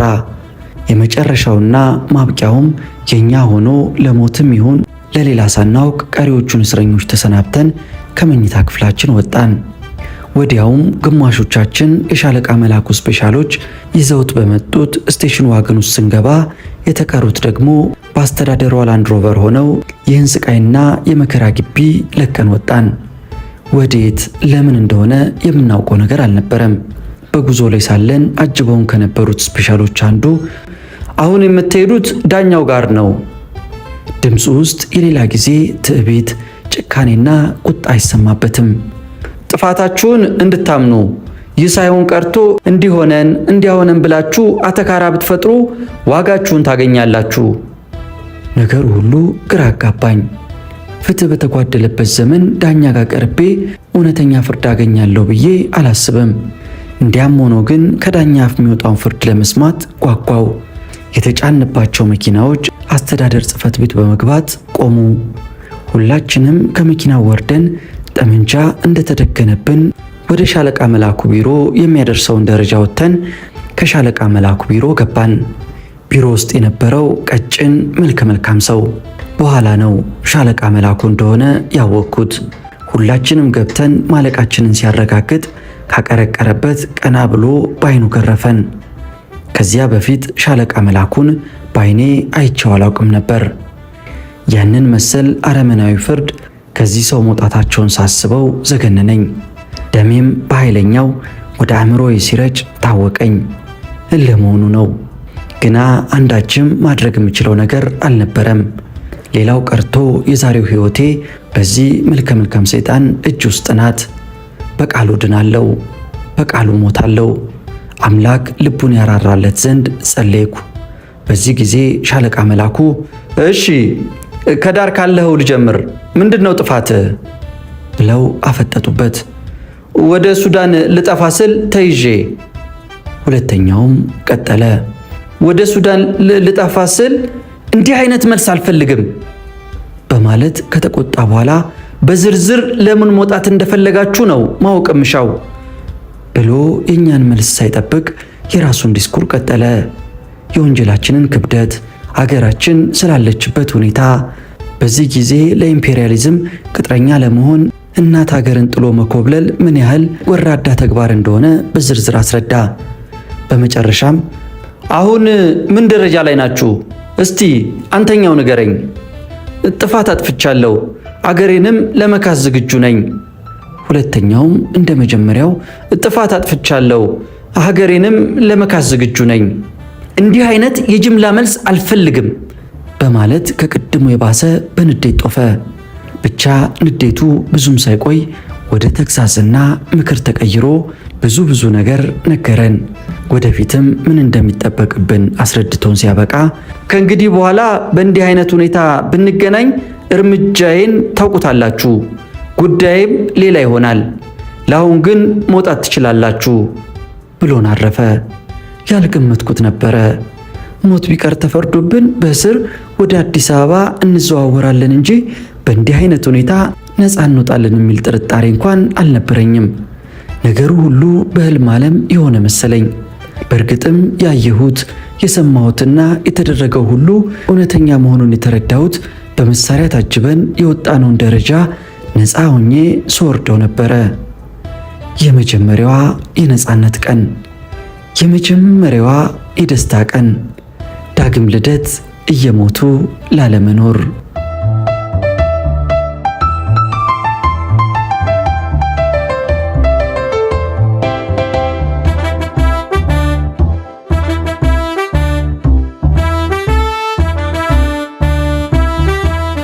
ንጉሴ አውግቸውና ጓደኞቹ በመጨረሻ በዚህ መልኩ ከእስር ቤት በሰላም ሊወጡ ቻሉ። ንጉሴ አውግቸውም ይህን መሰል ታሪኩን ስላካፈለን እጅግ በጣም እናመሰግናለን። ለዛሬ ግን በዚህ አበቃን። በቀጣይ በሌላ ዝግጅት እንገናኛለን። ሐሳብ አስተያየታችሁን በሐሳብ መስጫው ላይ ስጡን። ይህም የኢትዮጵያ ታሪክ ነው።